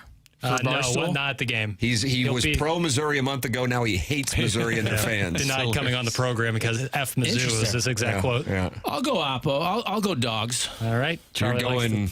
Why not? The Georgia Bulldogs. The Georgia Bulldogs, correct. Right. I can't really name a player on their team, but Gunnar Stockton. Gunnar Stockton, there you go. 9.5.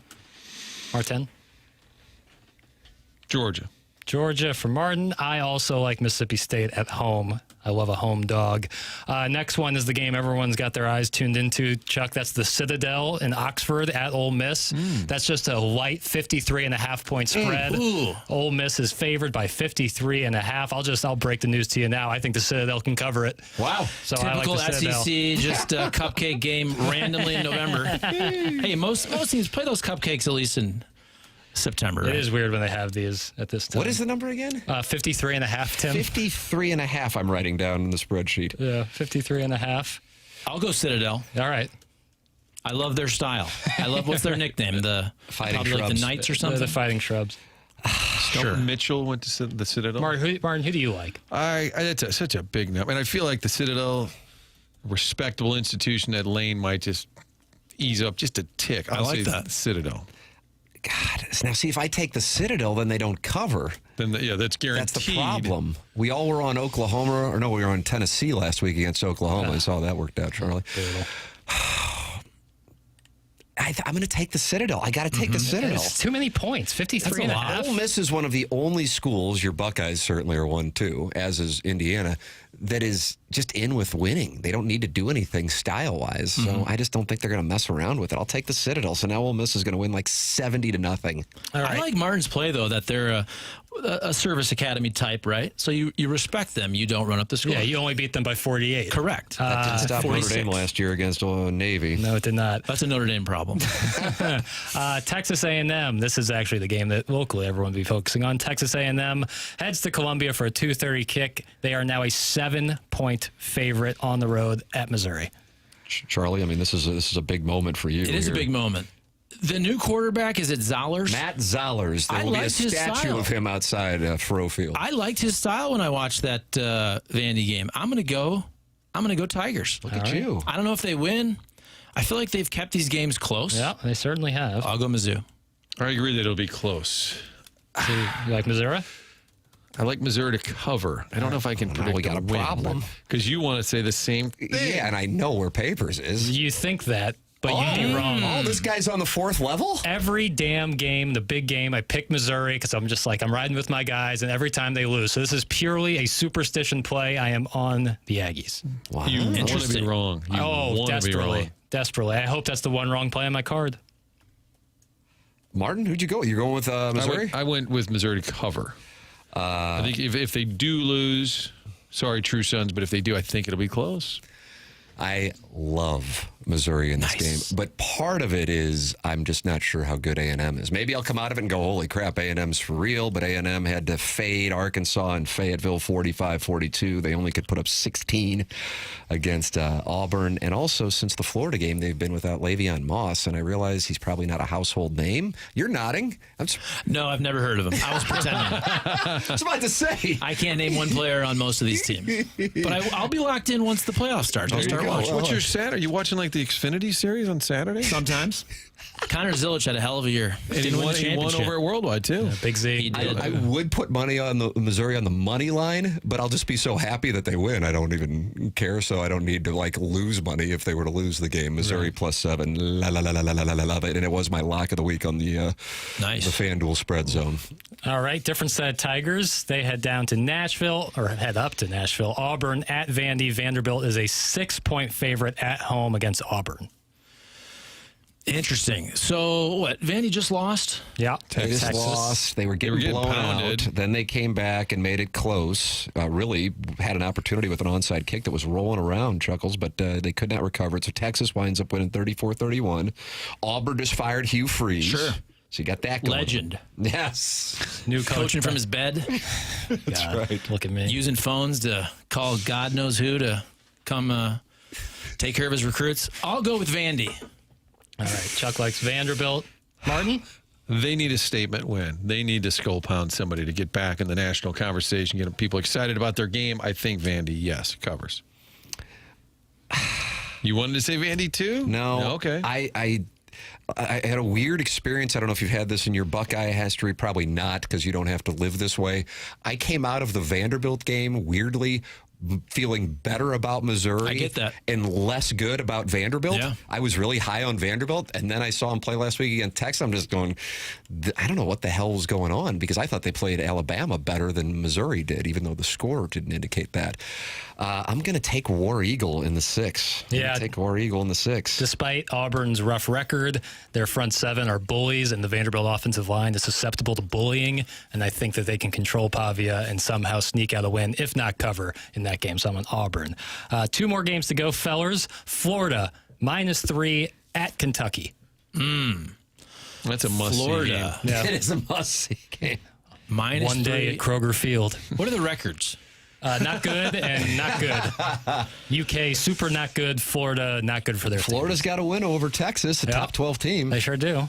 And they've given some scares. Their defense is for real. So Kentucky getting 3 at home. Yeah. I'll take them. All right. Is Stoops is he gonna be fired? I think he's fine. Okay. I guess he was nearly the head coach at A&M before their fan base went bat crap, and they got Mike Elko, and I think they're pretty pleased with that. I think Stoops is keeping his job because the market out there is pretty dense. Sure. So Kentucky probably not going to do some Sometimes shopping. they forget they have a football program. Yeah, I also like Kentucky. I also like Kentucky getting 3 at home. Martin, have you made a play? I'll go Florida. I'm going Florida with Martin. Florida -3. And I think I'm sure Gator fans feel this way, but holy crap, that is a game they should have had last week. That's why I'm kind of short in the Georgia market, Charlie. So Charlie is on Kentucky. Yep. Jackson. I'm on Kentucky as well. All right, me and Martin are rolling with the Gators. All right, Papers. Last game. LSU heads to T-Town, take on Alabama. Alabama is a 10-point favorite at home against the Brian Kelly-less Bayou Bengals. Is this their first game since the firing? That is correct, kind sir. I'll go with LSU then. All right. You like a dead cat bounce here? I do. I like the dead cat bounce. 9.5 the number, Papers? Well said. 10. 10. They'll keep it close. All right. Martin's in the tank. I can hear it with the exhale. He's in the tank. I'll go LSU. Wow. I'm going with Roll Damn Tide. Yeah, I don't think there's a number big enough where I'd be scared of this. I'm all in on Alabama. Really? Yeah, I think that I think LSU is done. They don't have a running game, and Nussmeier, for whatever reason, just can't get it going. He's through not the air. good, and I think Alabama is getting stronger by the game. I think they smoke them. But Brian Kelly not being in the room is a uplift for the team. I think that might have flipped them, but it doesn't make up for the talent differential. What about the statement he put out that his kids both got advanced degrees there? Did that help? Yeah, Jackson, did that change? Oh, you mean his family? My family. You think he'll coach again? Wouldn't you? I tell you what, Michigan State, he makes a lot of sense. If Michigan State wants to move on, well, he's Grand Valley State. He's Central Michigan. I think he's 64. He is 64. Don't you want to have one more try? Makes a lot of sense with the Spartans. That's all I'm saying. What about Pat Fitzgerald going to Nittany Land? Ooh, I like that. I think Coach Kornfeld dropped that on us Yes, like he a month did. ago. He did an exclusive interview with Reese Davis and Pete Thamel on that podcast. Gary Kornfeld did about cutting me, but that was 3 years ago. This is on the College Game Day podcast. Man, Fitzgerald's an impressive guy, and he strikes me as like a perfect Penn State kind of guy. I like that. Yeah, it's a good play. That'd be my play on that. And one. he would just love to hammer Northwestern, his alma mater, given the chance. Well, I mean, it's kind of like the Duke lacrosse thing. He said, I can't go into the settlement. But all I'm happy to say is I was vindicated, and Northwestern basically had to apologize. I like when somebody gets the social media nitwit community gets exposed, but then they never get their comeuppance. I mean, don't get me wrong. I bet he got his comeuppance to the tune of 8 figures, maybe more, and I'm sure he's pleased with that. But remember, he was getting taken down, and then all of a sudden it was like, yeah, it was proven that he actually didn't. And wasn't it berating players, or it was actually that he? I don't know about. Wasn't it like shower stuff? That he was knowingly with the Northwestern hazing, or yes, calling for it, right? kind of. Going through the gauntlet? And yes, that's good. That also is in there. You can Google that. And to his credit, he's like, F this is my reputation. And he sued, and there was a settlement that he says, I cannot disclose the numbers, but he said, I absolutely feel vindicated. And so a guy who had to resign or get fired in shame will probably be coaching again next year. Good for him. F that crap. I love that. Now, even though I do think he's vindicated 100%. Can Penn State? They have a history. They do. They did some things. That's the thing. They got some things there. That's the thing. I'm just wondering, do you have to totally stay away from anything of that ilk? That's the thing. But who has the moral standard anywhere now? Like, I don't know. I don't know if it matters. That's why Urban. How is Urban not coaching? Come on, people have done way worse. Do you have any random plays for any of these jobs that are open? Jim Tressel. I love the fact every time I drive into Ohio, I love the fact that I look at that Welcome to Ohio and it says Lieutenant Governor Jim Tressel. And not to get political, but I wish he would have went against Vivek for the governorship. And he kind of said, no, Vivek, I'm going to let you do your thing. I would have loved to watch that. You would have liked that heads-up play. You know what? Jim Tressel is my favorite all-time coach in the history of sports. My guess is Jackson doesn't like Jim Tressel. I love Jim Tressel. You have a problem with the sweater vest. I love the sweater vest. Oh, you like the sweater vest? Yeah, it's a feature. I thought you don't like PJ Fleck. He doesn't wear a sweater vest. He wears quarter zip and tie underneath. Weird.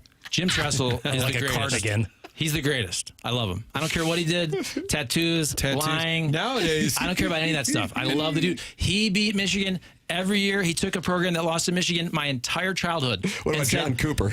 Well, he won every game but Michigan. And where's he, Jim the lieutenant Tressel. governor? Is he alive still? John Cooper? I feel like he passed I know recently. Martin was just looking at him as a surprise guess. Yeah. Second question problem. Yeah, John Cooper. I think he Loves Jim recently Tressel. passed. Still alive. Oh, nice. There it is. Good for Surprise him. guess. 88. 88. Who Good did I for write down? him. There's a Gary Condit or John. Condit, Who would you guys rather have, John Cooper or Gary Condit? By the way, I also met Chuck at a wedding. It was in Hilton Head. Boy, you get around, Chuckles. Even taller and more scrumptious in person. How about that? Former Nobody's ever said TV that about bad me. boy. Yeah. Former TV bad boy. All right. I remember that was a great wedding. Yeah. And then a lot of chances Charlie will take his shirt off. There's about 8 of those. Yep. More On air here? More SEC talk. How pathetic, Tim. That's from the 618. Yeah, he doesn't like college, which is Who's really that? surprising.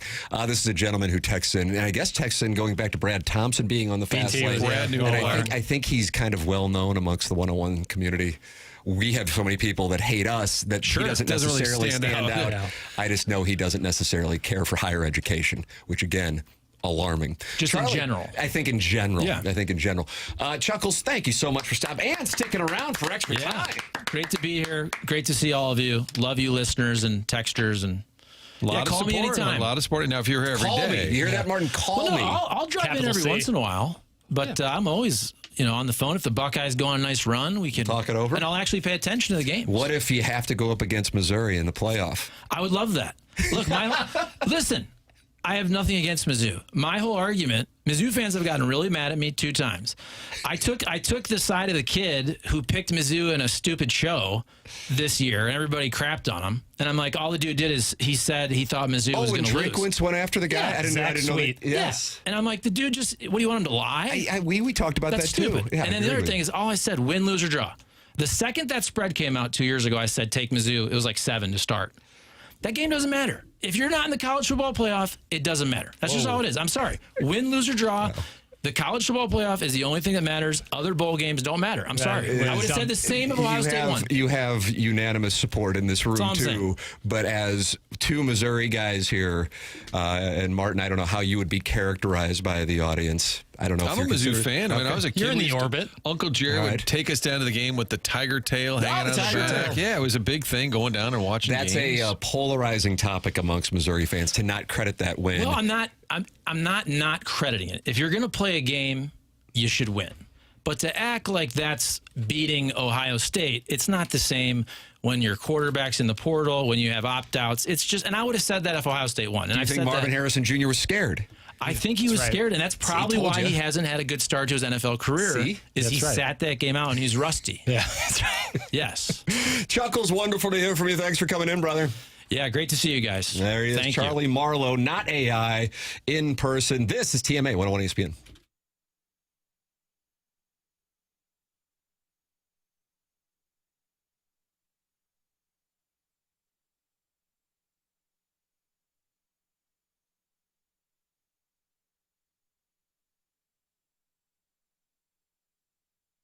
Michael's Flooring is online at igotfloored.com. 3 free samples for the TMA audience. If you go online at igotfloored.com, those samples come from Proximity Mills. Michael has been in business, family and locally owned, for over 30 years and takes great pride in helping and making sure that his employees are happy and make a great living, and then they pass that passion for the business along to the customers. There is a reason he's continued to grow through the 31 years. Employees love working for him as they feel like family, and he makes sure they are taken care of, and this then rubs off to the families buying the product as they know they have the best interest of the buyers at heart. They have it all, but carpet's awesome, and it's back. They have so many varieties of all flooring and have 3 easy-to-get-to locations in St. Louis. They are in Creve Coeur, they are in Darty and Prairie, and they are in St. Peters. Come see why people are loving getting floored by Michael, and make sure you visit igotfloored.com.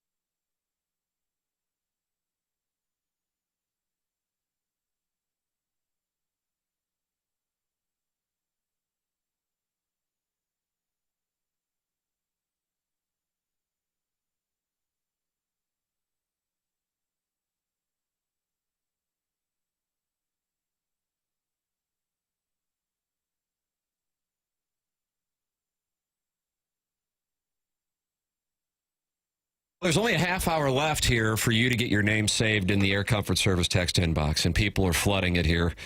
Jackson, I don't know if you're going to be able to do it. I don't know if it's your cutoff or if it comes in at 10:59, will you then reverse engineer and then update their name? There's a chance I do a grace period day on Monday because depends on if Missouri wins. With that, yeah, wow, big time.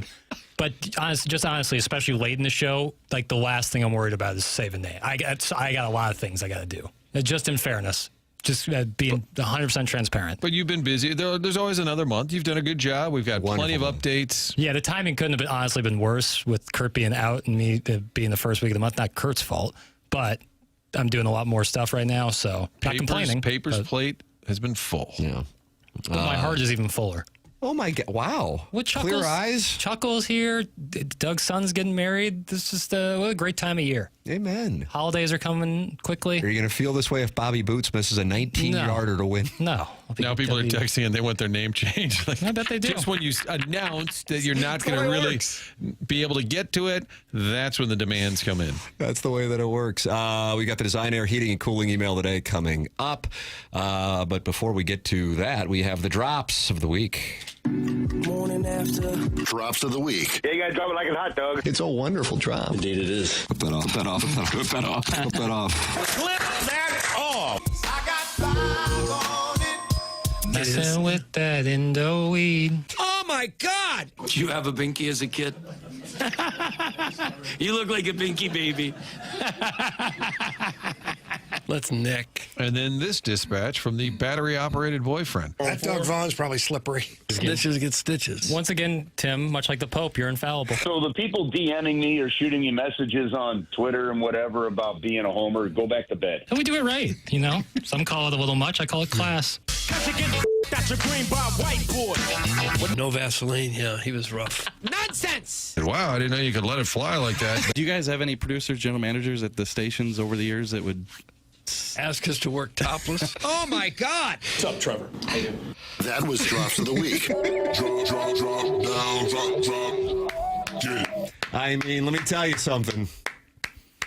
If you decide not to come in Monday because Missouri loses when Bobby Boots misses a 19-yarder, I think we could just play that maybe 5 times.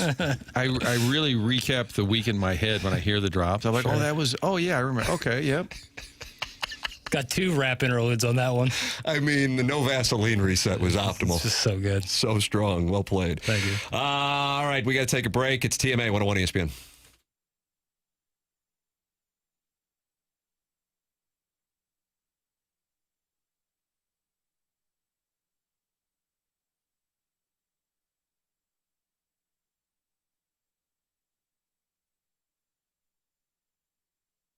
It simply is a trip of a lifetime. Headed to Scotland next summer, a 10-day trip, June 15th, the departure day, and the folks at Colette handle all the details. I'm headed there with you, the listener. We're going to visit Edinburgh, Glasgow, all the great big cities of Scotland, but also the countryside. Checking out the Highlands, the Orkney Islands. Beautiful, breathtaking scenery, great seafood, so much fun hanging out at a whiskey distillery, a cooking experience that we'll do together. Here's the deal. Colette puts the trip together. Our friends at Altair Travel handle the logistics. I love logistics, and we're going over some of those. Next Tuesday, it'll be a Zoom call. Call Altair Travel. Sherry will get you hooked up. All the information you need at 314-968-9600. 314-968-9600. We've been talking about Scotland now for weeks. Get on board. Trip of a lifetime. All you have to do is sit back, relax. The flights, the meals, the hotels, all of it, part of the package. Call our friends at Altair at 968-9600.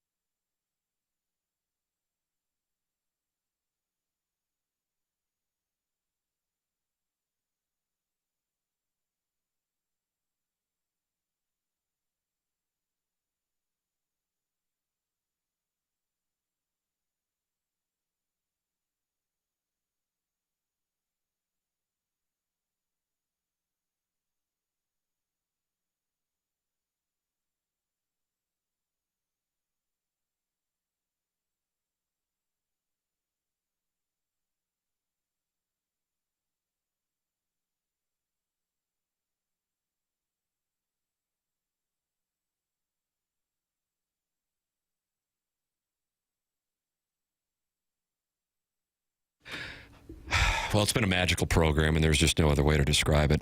I mean, with Chuckles Marlow in studio, with the Colonel, Gabriel P. DeArmond, with Joey Vitale. This is one you'd go back and rewatch, Jackson, on the YouTube channel. I would say. Martin sticking around for all 4 hours. Doug's getting his son married tomorrow. It's magical. What else could you ask for? I don't know. I don't have the answers. My brother texted me earlier this morning and said, wake up, 3. It's Charlie Marlow Day. You got me all fired up. It's Charlie Marlow Day. Yep. How about that? Did the mayor have a pronouncement or a proclamation today? Should be. Chuck Marlow Day. And he's available anytime over the phone. Over the phone. He said he's very available over the phone. A lot of texters wanted to know, is he still a 9 or a 10 St. Louis 9? St. Louis 9. We didn't get to that. We didn't get his shirt off. So there's much to do the next time That's around. correct, and it'll lead to a return engagement. And then, Martin, he did not endorse Missouri's Cotton Bowl win, and then that causes problems.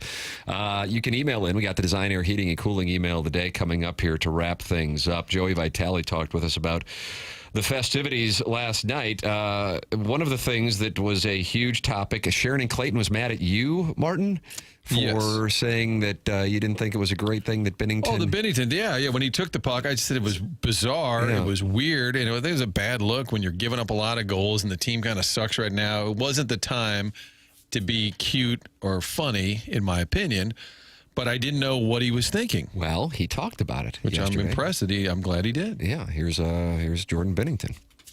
Yeah, I figured I basically had an assist on the goal there, turning it over, so didn't think he'd mind sharing it. But yeah, I had full intention to give it back to him. It's just I'm still, incredible play by him to catch that on his backhand or forehand, spin around, get that on net from a bad angle. Like obviously, he's such a legendary player, and just seeing a play like that still happening at his age, and the talent and hand-eye coordination from cutting off my pass and then just catching it off the wall, spinning backhand, getting it up right by our guy's skate and right by my pad is just, he's next level, and he just continues to impress. So yeah, full intention to give it back, and obviously legendary, inspirational player for the game, for the league. So it's a good moment for him and their team. All right, I guess he was how do you just, hear that? So I don't really understand. Still, I guess he was just jacking around. He was just kind of jacking around and was going to give it back to him, but I don't know why he shoved it in his back pocket. It's still to me a little weird, but kudos to the Blues, who no media traveling. Yes. They obviously went up to him and said, "Hey, we need some clarification." Chris Pinkard and Trevor Nickerson, probably the guys on the road for the Blues, and making it available to everyone back here, because otherwise you're still wondering what the hell was that about. So I'm glad he talked about it. I still think it's weird. So that's how the audio came down, Jackson? That was from the Blues? The Blues send that out. I saw it on Twitter. Yeah. Yeah, but the Blues actually send out emails every day with their pregame sound. Like Monty is usually what they send. In the postgame, you hear from all the players.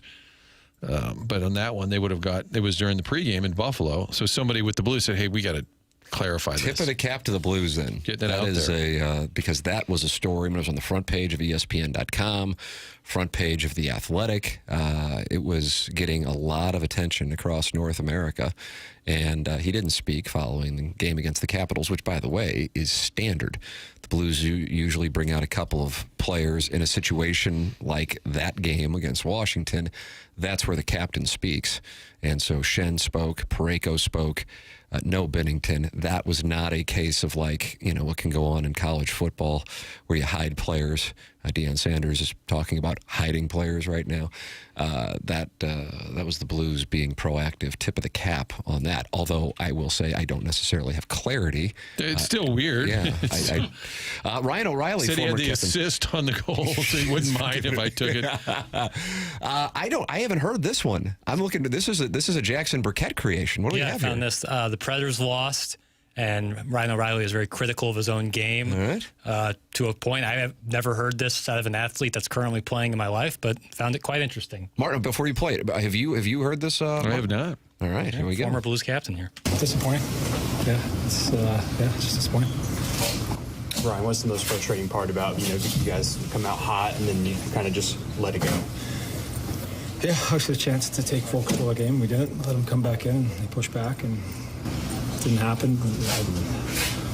For myself, number one center, and just turn the puck over everywhere. And can't make a 6-foot pass to save my life. So I was we're not going to have much success if I'm playing pathetic like that. So it's stupid. I don't know the answer. I've had one good year in my career, and I don't have any answers. That's for sure. One good year. That's what he says. He's only had one good year in his career. Poor guy. I got to tell you, I don't like hearing that. It was kind of sad to hear the former Blues captain, cup-winning guy. He sounds in the tank a little bit. Well, and I know he battled it when he was in Buffalo. You know what I mean? I don't like hearing that. That just sounds like a guy who's really, really down on himself. It's one thing to be like, hey, I played crappy. But that's kind of a I feel worthless comment. You know what I mean? Yeah, from a pro athlete, too. In a moment, I should have stopped that puck. I shouldn't have turned it over. That's one thing. Yeah. Bad game. But to reflect on your whole career like that. In a post game. So, like, if you had him on the set at Sports Final and you're doing a sit down, or one of us had him on a podcast, and it's kind of reflecting, that's a different. I hope that I know you know what I'm talking about because this is the game. But that'd be more of the setting you're saying, where you'd get a longer form career reflection. 100%. Right after a loss, to have that much self-loathing, and for a guy who has was open with his struggles off ice. I don't like, and I say I don't like hearing that. That's not like I don't like that a player saying. No, I don't like hearing that for him as a person. Kind of makes you sad a little bit too. Yes, that's what I'm saying. And when I saw that on the Stiefel dossier, I'm like, oh, I wonder if Martin was aware of this. I wasn't aware of it, but this is a Jackie Papers. Where'd you get this Papers? Oh, I keep my ear to the streets. Yeah. That sounds like a Nunya. Hey, listen, just when you think you know me, I tend to surprise you. You're following the Predators this year.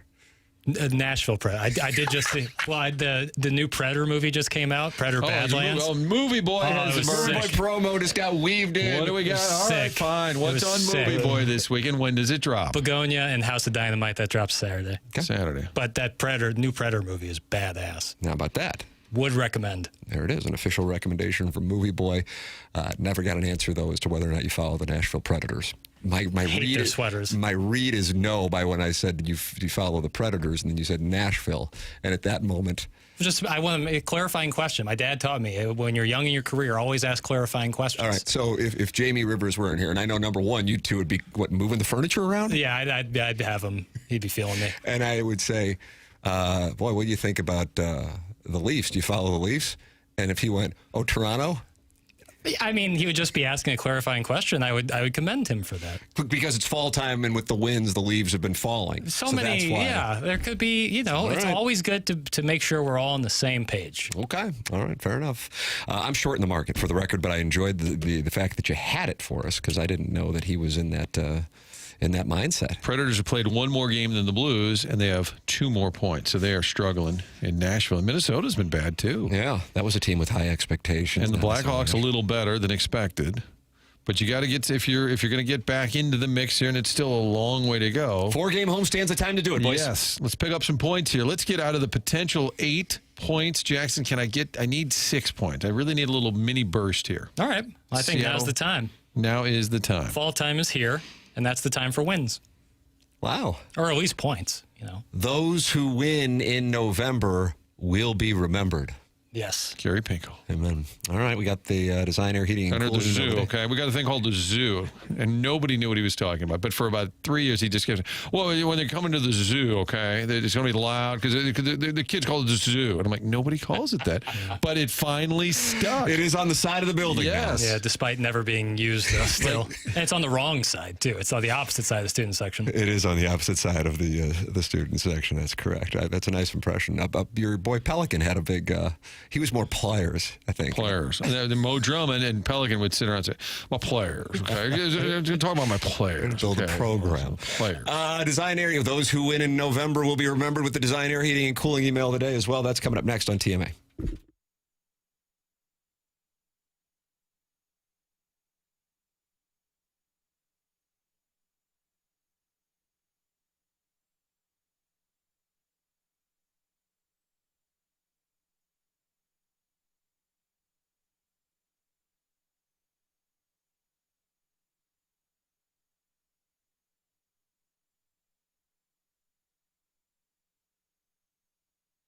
Hey, St. Louis, the countdown to Thanksgiving is on, and our friends over at Lee's Famous Recipe Chicken and Hot Shot Sports Bar and Grill are teaming up with Coca-Cola to support Operation Food Search. This is a great movement that they're doing to help out those less fortunate around the holidays, and you can do your part now through November 21st. All you got to do is drop off non-perishable food items. I'm going to say that again, non-perishable food items at any Lee's or Hot Shots in St. Louis to help families in need right here in our hometown. It's a great thing to do, especially around the holidays. Donate and you'll get a free Coca-Cola beverage, plus a chance to win gift cards and some nice hockey tickets. So there's some incentive to do it in addition to helping out those less fortunate. Give back, feel good, and make a difference this Thanksgiving season with Lee's, Hot Shots, and Coca-Cola.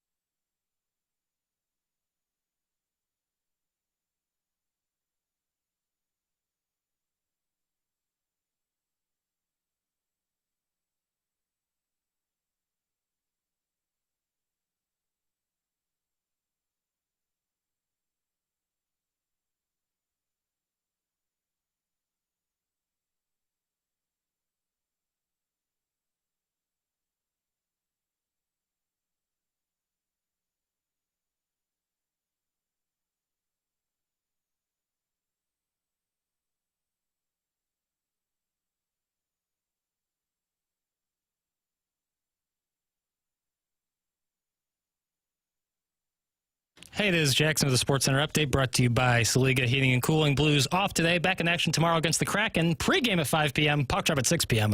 right here on 101 ESPN. That was another Sports Center update brought to you by Saliga Heating and Cooling, a Daikin heating and air conditioning dealer.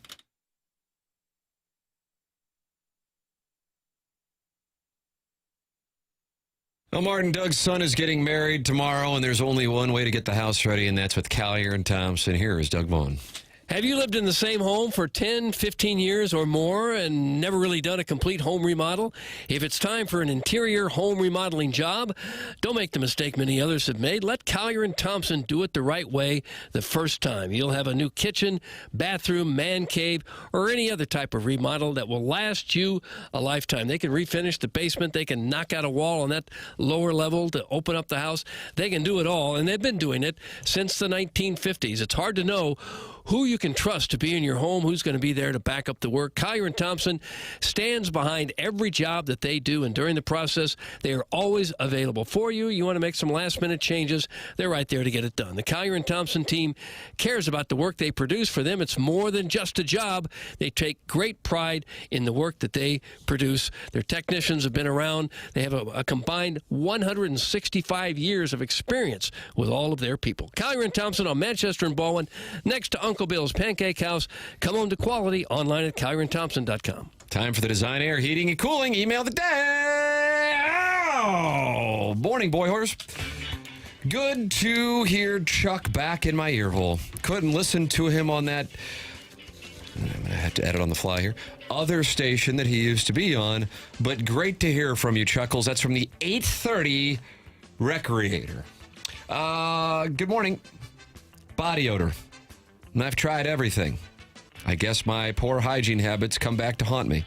That's from Midge. Brief. We asked for him brief. That was just fair. Kind of tough to win email of the month when my emails are, quote, healthy scratches 3 times this week. Take your stinking paws off my emails, you damn dirty albino ape. Ha, that's a joke because Jackson is not only wise but handsome. And I am not saying that just to get my email through. But what is no joke is my need for a furnace. It would be just awesome. My whole family sat around for Thanksgiving with heat, especially my Uncle Stanley, who's always thought I was a loser and always told everybody what a horrible kisser I was. That's from the Country Bumpkin.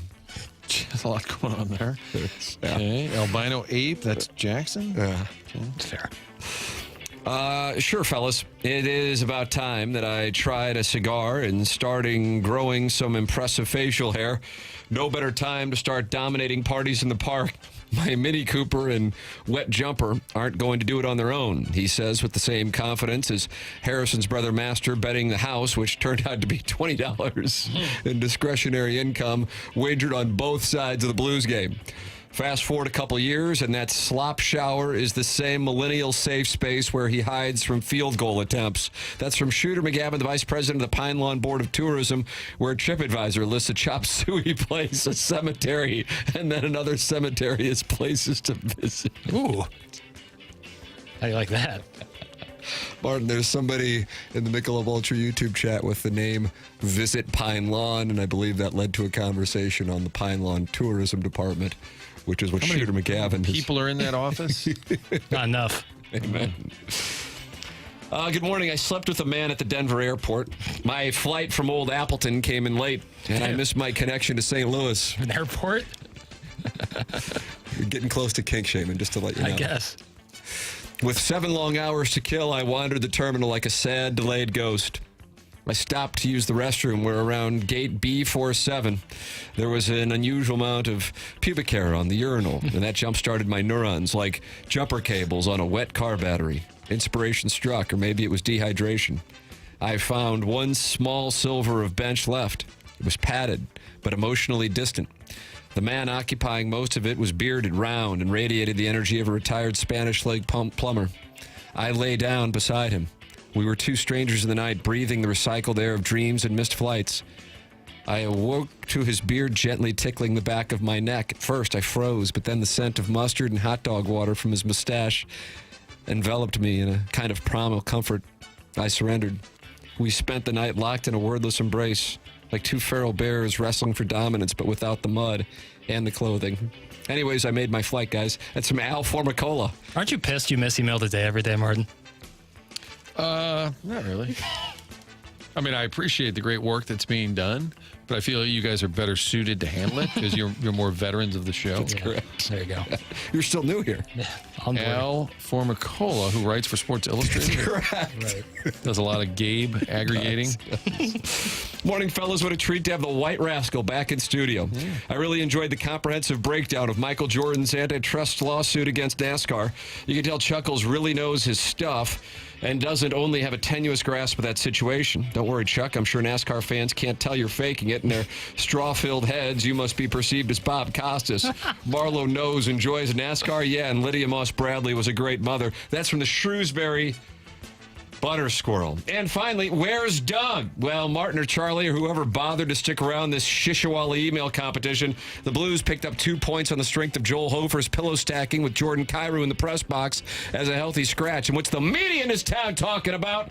Some broke-ass texter thumping his chest over a $20 wager on a regular season hockey game. Hey, we get it. You hate Jordan Kyrou, guy. Okie dokie, kokie adokie. Great to have Chuckles Marlow back in studio. You ever notice how everyone who gets out of local media on their own terms all seem to be totally happy and satisfied with their life choices since getting out of the business? Hey, guys, stay woke.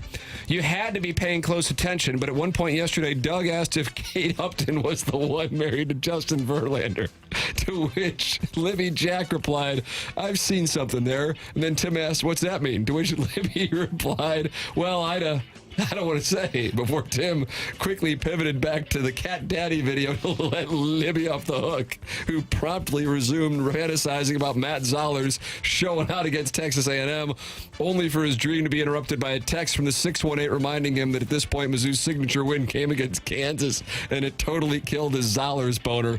Oh, what a tangled web we weave. That's from Buck Swope, DBA The Recess Ladies Breast, and that's what we got. Martin, what you got? Oh, there's a lot to work with. I feel bad for Midge, but we're not giving out a sticker right card, so we'll wait till we have a deodorant as a gift. So that, the albino ape reference, insulting but funny. Healthy scratch, I like that. Buck Swope is always strong.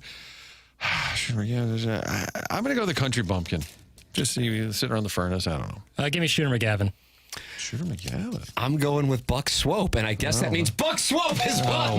Because your vote counts for two. I forgot how this works. Protocol See, meeting. that's why you need to stick around. Yeah. We got to go. Bye.